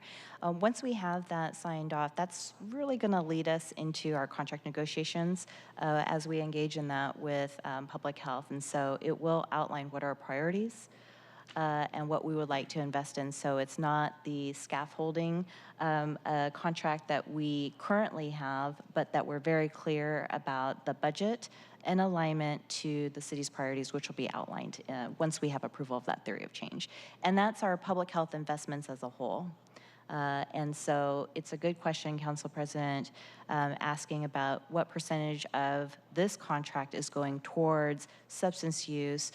But I also like to take a step back and look at all of our investments as a whole and going to, and perhaps even with Deal, what is going into the public health universe, and then how much of that, including our federal dollars, including our opioid settlement dollars, is going towards which different priorities. And we'll be able to answer that at the end of the year for 2025. It'll be refreshed. So how are you, what are you relying upon to develop a theory of change? What's the source of information? What are the conversations? Because you're saying you're doing your theory of change to ensure investments are meeting our greatest needs. Who's identifying what the needs are? Who's identifying what the theory of change should be to meet those needs? We started with the literature review from IP. We're working with public health. There's a ton of data. In fact, we actually fund part of an epidemiologist, and so it's going to be data-driven. And so based on that, it'll be a clear, here are the issues, here are the needs, here are the gaps. So one of the things that I've been learning throughout the past couple years is what is foundational, what is mandated for public health to provide the county. What is the role of King County Department of Community and Human Services and the treatment that they provide through Medicaid and the system that they have? And then what is the role or opportunity that the city can have through the enhancements? And so that's collecting all of that information is going to be articulated in this theory of change to say, okay, so based on the data, here's what exists, here are the gaps, here's what the city is going to invest in. And you anticipate having that done by the end of this year? Yes. Okay. Okay, that would be great to bring that to committee. I think that would be helpful for us to see that roadmap. So, on that note. Thank you. Yeah. Did you have a question? Well, wouldn't your theory of change follow the needs assessment that says what is, what the healthcare facilities around the region are saying is happening out there in the real world? My understanding is that the most recent needs assessment identified the greatest need, mental health, and, substance use disorder, greatest unintended injury, overdose. I mean, it's really clear what the need is. So how closely is the theory of change tracking what the community needs assessment says? Closely. Great. I don't think you will be surprised. And we'll have all the citations and happy to come back and share that background information. Thanks. Okay, so if there are no other questions, I think there are actually. Councilmember Salka. Oh, go ahead. Yeah, no, thank you, Madam Chair, and thank you for this presentation, Director Kim. And thank you for walking through the exercise on this last slide here about how you approach aligning city investments with current priorities of the city.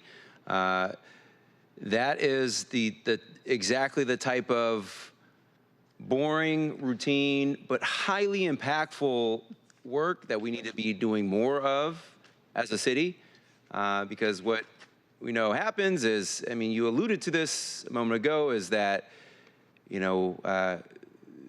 executives, council members, any staff in the department, everyone, you chain on one well-intended idea on top of another well-intended idea on top of another, and then you just end up, the end result is this Frankensteinish, monstrous, unwieldy set of values and priorities and programs and principles. Some are consistent, some are totally inconsistent. And so simplifying and streamlining and aligning to current priorities of this city is very, very, very important. So thank you for undertaking that work last year. Just curious to better understand, and it's an iterative process, of course, and since that work was undertaken, as you know, a number of things have happened in the city, including unprecedented turnover in city council. There's 2/3 net new members here, and we all have our own priorities, newer members and you know, ones that were here before. So just curious to better understand, how are you prepared to ensure that the public health priorities are aligned to the council's priorities, in addition to obviously the executive and, you know, any number of things? How are you prepared to do that? Well, I think we're a lot closer than we're far apart. I know that safety is important. I know that addressing homelessness and the needs of our unsheltered neighbors are important. I know that substance use disorder and opioid and fentanyl specifically, and the intersectionality of crime and homelessness and others, that's important. And I also know that going upstream and having health and wellness access to that is important. And so, again, I think with the launch of the theory of change, we've really listened. There's a lot of community engagement that's already occurred. We don't have to do more. People have told us, generally speaking, what they need. We also have a rich level of research that's been done. And so I didn't go into this, but even with the opioid settlement funds or the abatement funds, there's a council, there was some research, community engagement on top of that that said, here's how we're going to ask the various municipalities to implement their funds. There's some guidance on that, and so we're leaning on that as well. I have heard what your priorities are. I don't think we're far apart. There are many ways to get there, and so for me, it's about coming back and being accountable to our metrics and really listening to also being in, you know, you said iterative process. Are we accomplishing what we set out to achieve? And if not, what do we need to do to change that? There's some other things that are in play. I had mentioned Council President Nelson's CBA that we have 300,000. In order to stand up these resources online, there's more work that's being done in the background. How do we do those referrals? Is it working for people? So there's all this behind the scenes collaboration as well. So just wanted to note that there's a lot of opportunity, but certainly me coming back to council and giving you updates is another way that we can hold each other accountable and make sure that we have alignment. This is something that I feel is not controversial. We want to save lives and we want to give people the opportunities to be well. I would agree, definitely not controversial, just a matter of which specific lines of businesses and programs made pursuant to this broader, you know, public health mission that we all share. Like, so in any event, thank you for that. I have a question now about Health 99. So you mentioned that this is essentially an expansion of the Health One program, and colleagues, many of you all have bragged about your ride-alongs with Health One, and I will admit I have my own FOMO from that, and so I've already reached out to our partners and colleagues at SFD to get my own Health One ride-along. But so Health 99, new line of business, what is its specific relationship to Health One? How is it an expansion or not? How is it related or not? What are the like differing characteristics of each? So Health One is really going out and doing responses where there's medical, and then 99 is laser focused on substance use disorder, and and I'm gonna get this wrong, so I'm gonna look to my friends. I'm not even gonna attempt to say these, but they are also equipped with the medications to support people. So it's not only just naloxone, which is readily available with lots of responders, but now they, and I don't want to speak for fire, but they have been able to launch some medications that they're able to administer for some longer-term treatment for the immediate response, which is important to help decrease additional overdoses in the aftermath and death. And so that's very important, where we can buy some time to get folks into referral and treatment options. And so they're very specialized, specifically around substance use disorder and overdoses. Got it. So Health One is high level, more kind of health focused, including potentially just broader behavioral health issues, which of course substance use disorder would fit within that. And then Health 99 is more laser focused and targeted on the substance use disorder aspect? I would say that that's a general, so it's where, and if Chief Smith was here, she would be able to say when she gets those calls and then refers the calls over to the fire system, and then they deploy, if they know what the issue is it related to an overdose or not, and then they would deploy, is it more appropriate for Health One or for Health 99? And just as a reminder too, with those, they don't just accept the calls, but they do the follow-up, which is really important. And so if they know that it's specifically around a crisis response, or is it more specific, of course it can be co-occurring. There's a lot of things happening with the person, but if it's more geared towards the substance use issue, then it is going to be Health 99 that's deployed and follow-up response. And Health 99 includes the case management follow-up response element. Not necessarily like frontline direct case, but They can follow up. The goal is to be able to, for example, when ORCA is stood up, the DESC post-overdose facility called ORCA, for example, we would envision that Health One, once they've administered naloxone, the person at that moment then needs to go to a place to stabilize and be monitored for up to 23 hours. They can drop that individual off at the ORCA Center. And so there's going to be a system of a response for overdoses, and that's how that would work in that case. Thank you. I know you have questions, Councilmember Rivera, but it's 12 and we have a lot of material left to get through. So if you wouldn't mind holding that, thank you. So if it's okay, I'd love to hand the baton over to Brad Finegood, and we're going to start with public health, and then we'll go to Dr. McClellan for the King County Department of Community and Human Services specific division on behavioral health and recovery. Good afternoon, Brad Finegood. I am with Public Health Seattle King County, and I'm joined by my colleague, Dr. Susan McLaughlin, who's the director of the Behavioral Health and Recovery Division at DCHS. Anything else you want to introduce? Okay, great. We can keep going. So recently, Public Health announced and rolled out its strategic plan for the next 5 years. With 5 priorities, overarching priorities: climate and health, emerging threats to community health and well-being, partnerships, innovation, impact, and information, workforce, and infrastructure, with the underlying tenet of anti-racism and equity. And within that, emerging threats to community health and well-being is a priority specifically around overdose prevention and care for people with substance use. You can forward the next slide.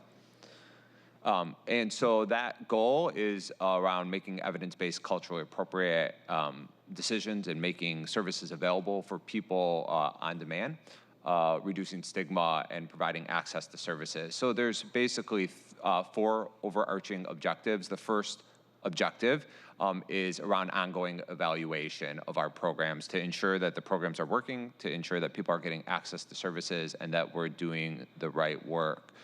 The second objective, we do a lot of community-based trainings for folks, both in response to community need and assertively to organizations, agencies, and community spaces where training is needed on overdose prevention, stigma reduction, best practices for people with substance use disorder. Objective 3 is around harm reduction resources and supplies. We do a tremendous amount of distribution of harm reduction resources and supplies in the community. It's really important in order to get people into treatment, to keep people alive, and provide access to life-saving supports and services like naloxone, fentanyl test strips, wound and abscess care in order to give people the best chance of getting access to services and achieving recovery.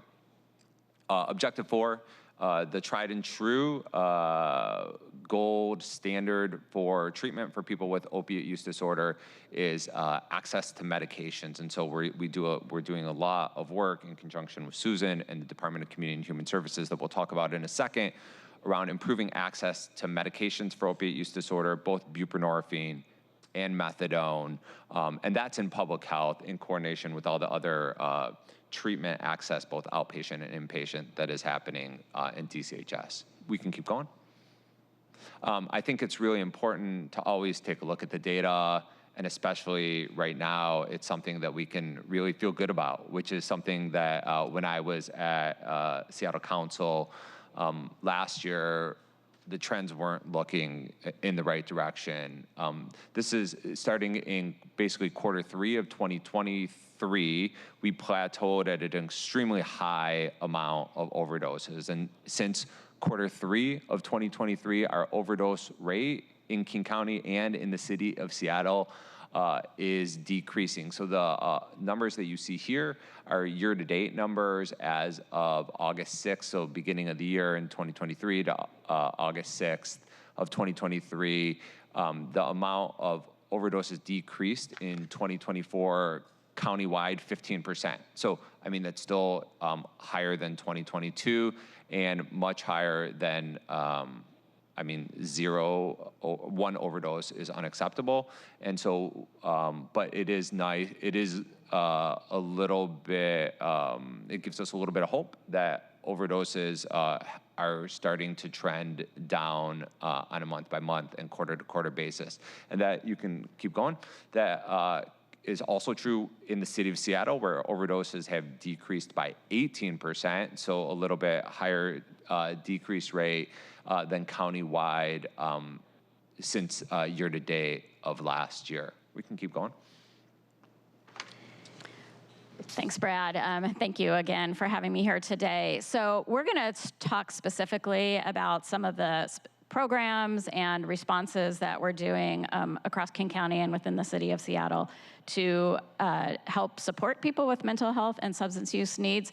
But it's important to be reminded that there is an ecosystem of behavioral health services that exists and an infrastructure to support people along the continuum of recovery from both mental health and substance use needs. And so one of the important reasons for the partnership between HSD, Public Health, and our Department of Community and Human Services is so that we can complement, because we have different responsibilities for different parts of the continuum and the ecosystem. So, for example, Public Health is very focused on prevention, early intervention services, and harm reduction. My division is responsible for the system of treatment and recovery services, both outpatient and inpatient treatment, for people on Medicaid and other low-income individuals, and then the continuum of crisis service response for all individuals in King County who are in a behavioral health crisis.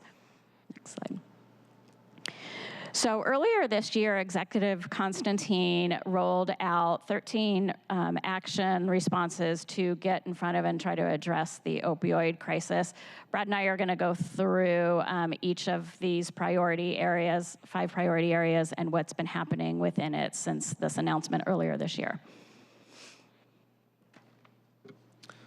Yeah, and I just want to reiterate what Dr. McLaughlin said, which is that we operate in a full continuum of services, and although harm reduction sometimes gets a lot of the press, it really is the goal is to get people access to the services they want and need. And so when people want treatment, the goal of our system and the work that Susan and I do respectively in our departments is to get people access to the treatment.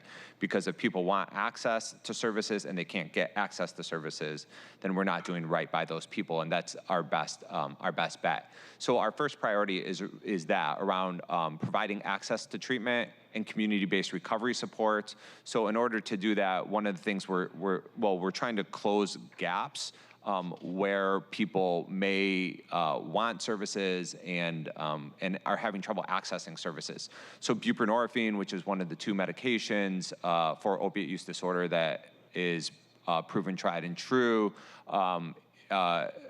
We've expanded access to over 160 fixed site locations around the county where people can get access, but we know that might not be enough. So with the change in federal rules, we launched in January this year a 24/7 buprenorphine hotline. So anybody can call 24/7, get access to a doctor on demand when they're ready to get medication to start that recovery journey and have a prescription called in for them. We're also working to make sure that buprenorphine is available at every behavioral health location, so every outpatient facility, residential facility that's ran through the Behavioral Health Division and Department of Community and Human Services to make sure that medication is available. It's not something that people have to partake, but we know that it does cut overdose rate risk by 50%, and so we want to make sure it is available when people want it. We're also, and Susan can talk more about it, and probably will. I think we'll talk more about it if we have time at the end. Increasing mobile crisis response and making the number of mobile crisis programs available both to adult and youth in a 24/7 manner. And lastly, we are, with CDC funding, we are investing in 6 community navigators at high-risk community organizations that serve people at high risk to make sure that people get access to treatment and harm reduction services, so ensuring linkage to care. You can keep going. The second priority area is putting online behavioral health beds and facilities, places for people to go to receive treatment when they need that longer-term care. And we are working with one of our partner organizations, Pioneer Human Services, to open a 16-bed residential treatment program specifically for individuals with co-occurring mental health and substance use disorder needs. This is huge. There is significant and substantial overlap between mental health and substance use disorders, and this will be the only facility in King County that is designed and set up to treat both in a co-occurring manner. That is scheduled to open in October of this year. Those beds will be online. We also, in partnership with the City of Seattle, we've had a long-standing partnership for the operations of a sobering center. This operates 24/7 and is, again, a place for individuals who are on the streets and intoxicated to be brought, and there's staff on board to safely watch them as they detox, and then also it's a point of engagement to hopefully move people into treatment. We have been working on finding a permanent site. That the siting of the sobering center has been in flux for several years now since its original site. The building was sold. So we're working on a permanent site for that, and because of the temporary site that it's in, it's not operating 24/7 right now at full capacity. So when we do finalize the new site, it'll be able to function 24/7 and with greater capacity. And then Tanya spoke earlier about DESC's opioid recovery and care access center, or ORCA center. And in addition to the city and the state, King County is also a co-funder in capital dollars for the renovation for that space. And then through our division, we'll be paying for operations for the services that happen at the ORCA center. So can I just ask for clarification? What's the difference between a sobering center and then the post-overdose recovery center? Yeah, that's a great question. So the sobering center traditionally is kind of like it sounds, and we're actually going to be evolving the model. But historically, prior to heroin and fentanyl and some of the drugs that are on the streets now, it was really your traditional safe place for somebody to go who is, severely inebriated, intoxicated, mostly on alcohol in the early days. They're picked up by our emergency services patrol, which I will talk about later, and brought there. They are watched so that they are safety. They usually sleep it off, and then are transported back home or wherever in the community that they need to go.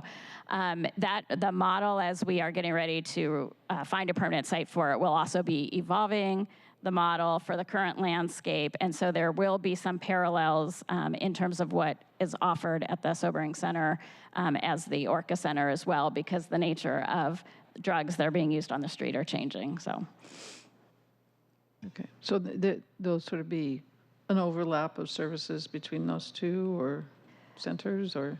potentially, I think they'll complement each other. The Orca Center will be set up to for longer stays than what is traditionally happens at the Sobering Center. Okay, thank you. Our third priority is, as we mentioned earlier, really around keeping people alive and ensuring that harm is minimized to people so that they can access recovery and start on the recovery journey. Myself, as a survivor of a brother who died of a drug overdose, I can tell you that if somebody dies, they don't have the opportunity to access all these recovery services. So it's extremely important that not only that we keep people alive, and we also recognize that keeping people alive often is not enough, and that we have to provide access to all these other low barrier services, as we've been talking about. Within that third priority, the leave behind naloxone and also the buprenorphine initiation in the field is something that we're prioritizing right now, because when people are in that moment, we call it in counseling that moment of decisional balance, when they have had contact with first responders and maybe they've had an overdose reversed, then it's really important to provide them with the health services to be able to stay alive and to be able to help themselves. We started an overdose fatality review process with our medical examiner's office so that we can take a deeper look at deaths that are happening and ways to prevent that. We are also doing some community drug checking, and so making sure that, and in conjunction with our medical examiner's office, testing drug samples so that we can be aware when there are new, unique contaminants in our drug supply, so that we can help keep people alive and be on the front lines, and instead of being years behind reactive, like unfortunately our system has been.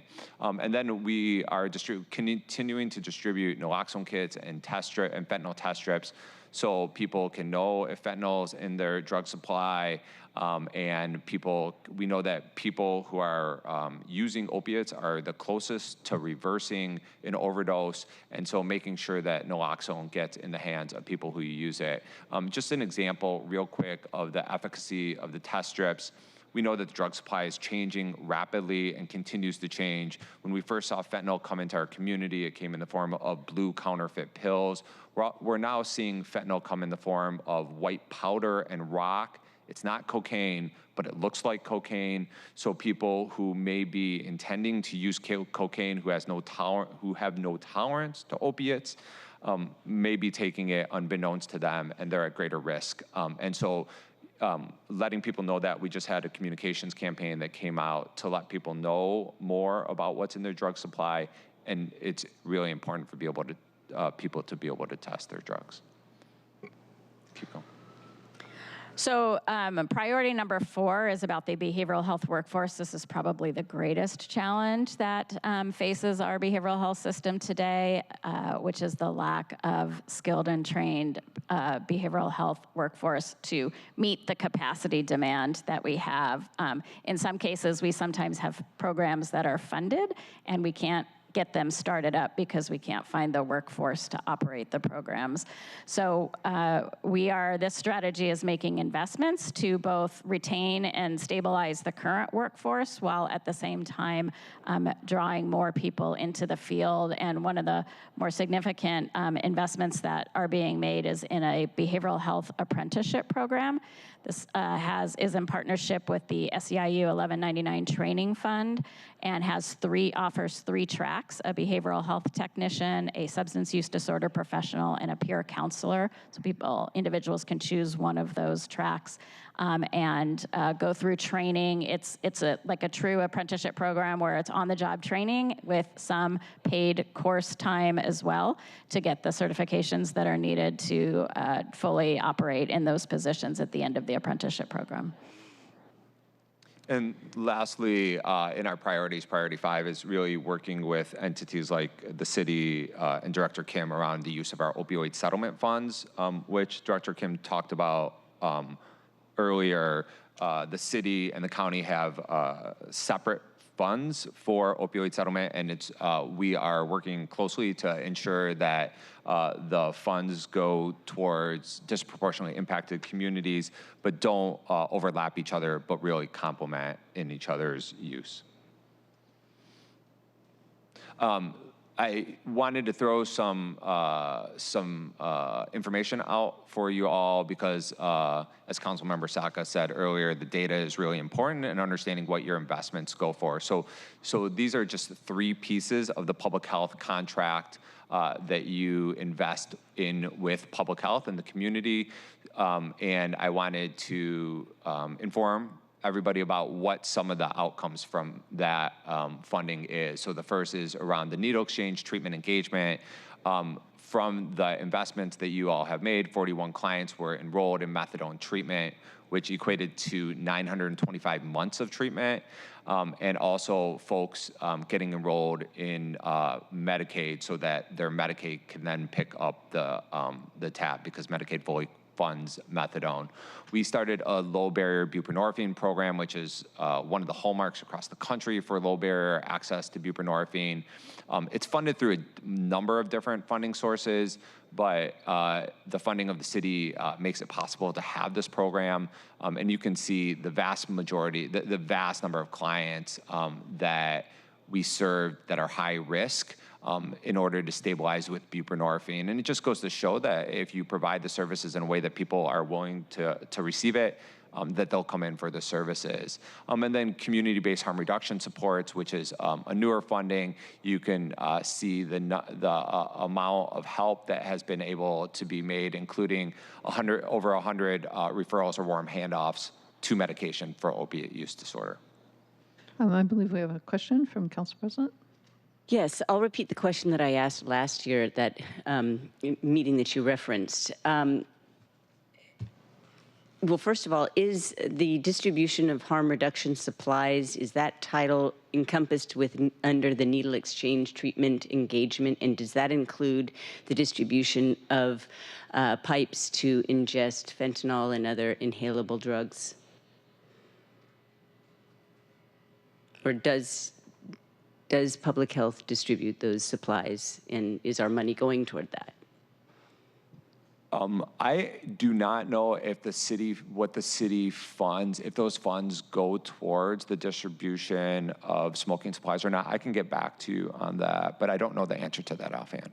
Okay, because my impression is that the answer is yes. And if that is the case, my question last year and again is, what is the harm that is being reduced by the distribution of particularly those items? Because I understand needle exchange it reduces the possibility or the likelihood of the transmission of HIV.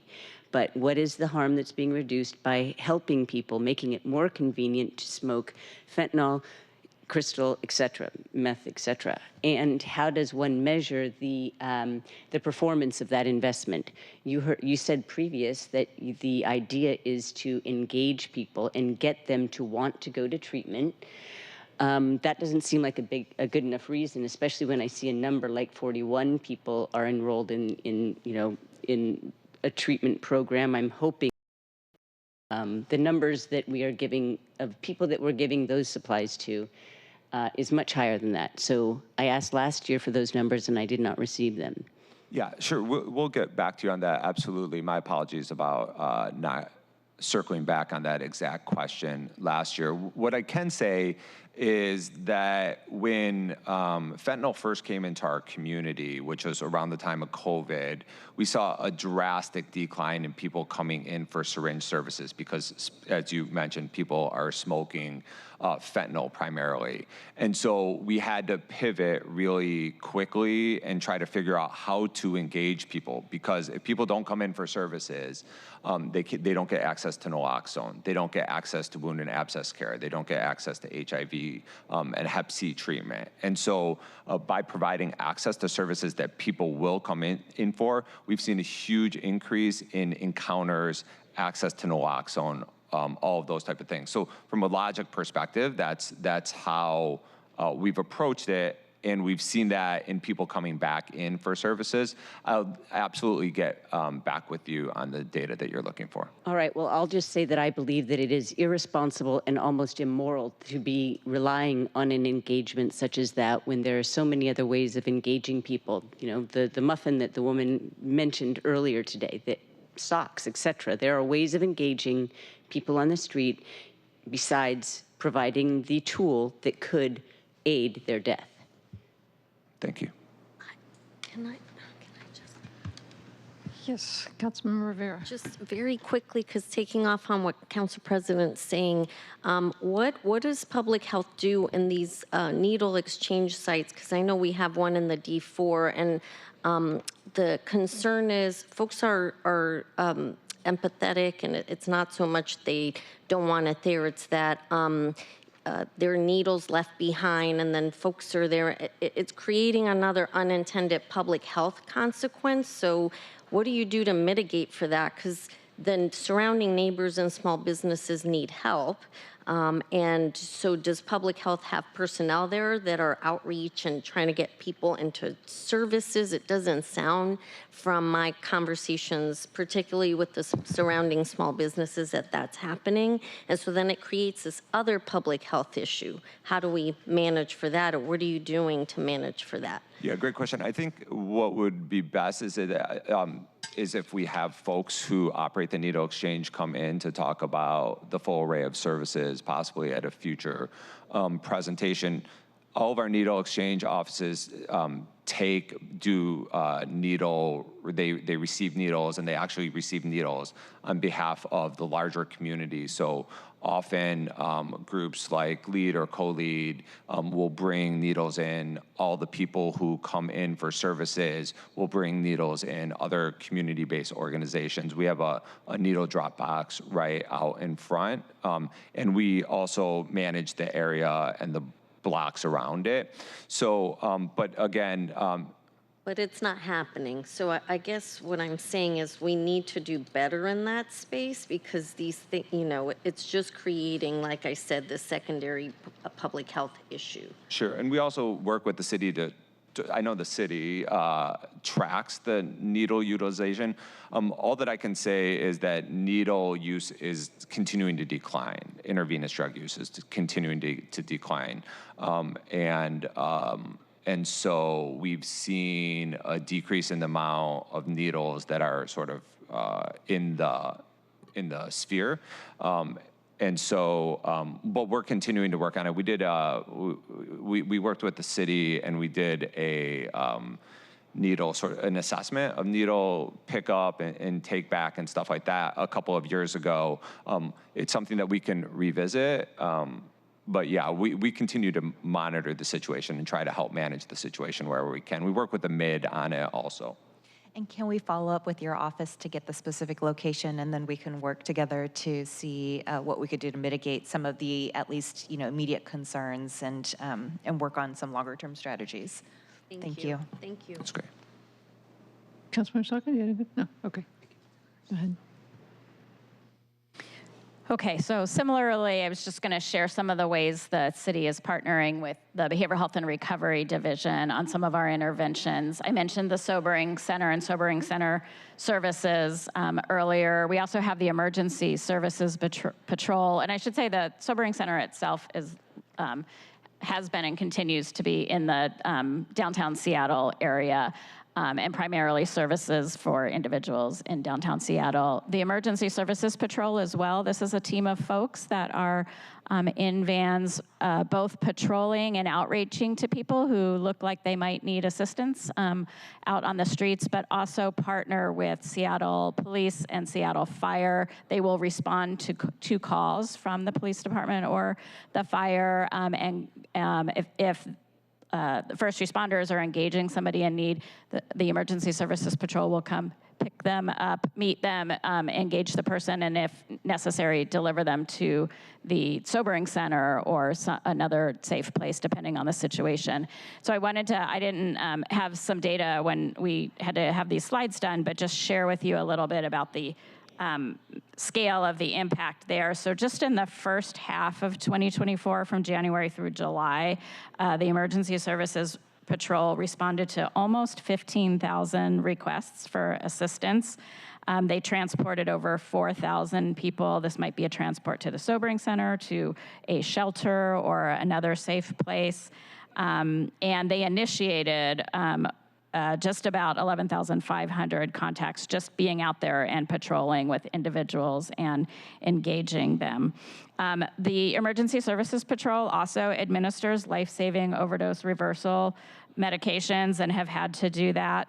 And again, partner with the care teams, the mobile integrated health teams, as well as our mobile crisis response teams on the streets. The City of Seattle also invests in some youth prevention and intervention strategies that we are implementing. Family Intervention and Restorative Services, or FERS, is one of them. This is particularly for families where there is escalating violence, domestic violence within the home. It's a place for the youth to go and separate from their parents for a bit, and then get some mediation and family engagement so the youth can return safely to their home. And we've served, so far this year, 33 youth through that program. And then multisystemic therapy is an evidence-based intensive treatment program, again, for youth who are struggling with mental health and substance use issues, also may be, as a result, engaging in illegal activities. And to date, I'm sorry, I backwards that. 81 youth have been served in the FERS program and 33 youth in the MST, multisystemic therapy program, to date. Next slide. So I wanted to just talk a little bit more about the county's Behavioral Health and Recovery Division, just so you can see at a level of scale the system that exists and that can be leveraged versus duplicating activities or setting up parallel systems. One of the things that we're able to do within my division is braid together federal, state, and local dollars to help invest and build out that continuum of care. So we have an annual budget of over $465 million, again, federal, state, and local dollars that come in specifically for mental health and substance use disorder treatment services. We have just over 200 people on staff. Annually, we serve about 60,000 people across our continuum of care. We are the lead division for the new Crisis Care Centers levy, which I'll talk a little bit more about. We oversee something that's called the MID, which is the 1/10 of 1% behavioral health sales tax. Again, local resources that we can braid into the system. And then we have oversee and partner with a network of over 50 community behavioral health providers within the region to support care to people in need. Next slide. So, thank you. We are running really short of time. So I'm going to ask if you could skip to the mobile rapid response crisis teams slides. And then we'll do those and finish. And those will be our last two slides. Thank you. Happy to do that. So we have operated for many years now mobile crisis teams. With the Crisis Care Center levy, one of the early investments while we're awaiting crisis care centers coming on board is an expansion of mobile crisis teams. Kind of in parallel, the state is shifting mobile crisis to a new best practice model called Mobile Rapid Response Crisis Teams. So that's what this slide is about. Gives you a little bit of information about what those teams look like and do. And it's usually a multidisciplinary team that includes certified peer counselors, mental health providers, other mental health professionals that are involved. They are mobile and outreach to individuals, kids and adults, wherever they are in the community, and provide a face-to-face crisis de-escalation. They will spend time in intervention. Sometimes it's crisis planning. Sometimes it's just stabilizing and identifying what other supports or resources the individual needs. If they're not linked up to services, they might link them to resources in the community as well. If you go to the next slide, this is the most recent update on this transition and expansion of the teams. So we are adding teams and locating them regionally. So there will be a Central West team, which is the city, not a single team. The primary service area, City of Seattle and Vashon, which is kind of Central West, and then Northeast as a region, and then South King County as a region. The goal here is to locate teams out in the community so that they can get to people quicker and faster. We just finished our request for proposal process. We now have 2 providers that we are in contract negotiations with, DSC, which will service the central area, and then Sound, which will service the north, east, and south areas of King County. These mobile response teams will be dispatched through our regional crisis line that is operated by Crisis Connections. And then we also have the YMCA of Greater Seattle operates our Children's Crisis Outreach Response System, or CORES for short. And we are looking to expand their contract to add more crisis teams for youth and families as well. The contracts will be executed on September 1st of this year. Then there will be a 90-day transition and ramp-up period to allow DSE and Sound to hire the staff that is needed to add the additional teams, and we'll begin to transition on December 1st of this year and through early 2025 to different populations that the teams will start to take over. Thank you. I have a question. So you said it's going to be run through the Connections, which is the regional center. Is that the 988 number? So we're very lucky in King County because Crisis Connections operates both the 988 line and what's called the regional crisis line. So no matter which line you call, they will be able to work and dispatch mobile crisis as necessary. So is that something that like somebody, if you're driving or walking along the street, you see somebody who's in crisis, clearly in a fentanyl crisis, that you could call the regional crisis line or 988 and make them aware of that, and they would dispatch? Yes. Yes, they would talk through the caller with around the circumstances, and if a mobile crisis team dispatches the appropriate response, they could dispatch to that community outreach. Excellent. Very good. Thank you. Okay, are there any questions? No? All right. I'm going to have us end there.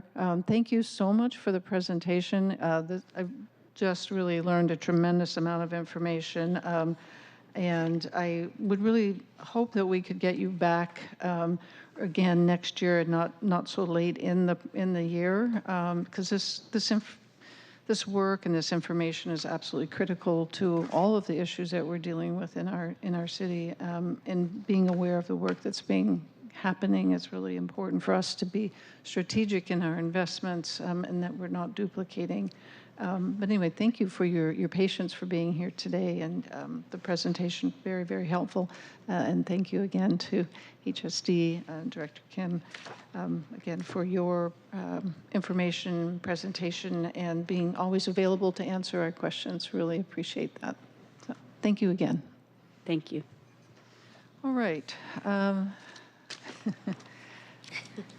That concludes the August 14th meeting of the Housing and Human Services Committee. The time is 12:36. The next meeting is scheduled for September 11th, and we are adjourned.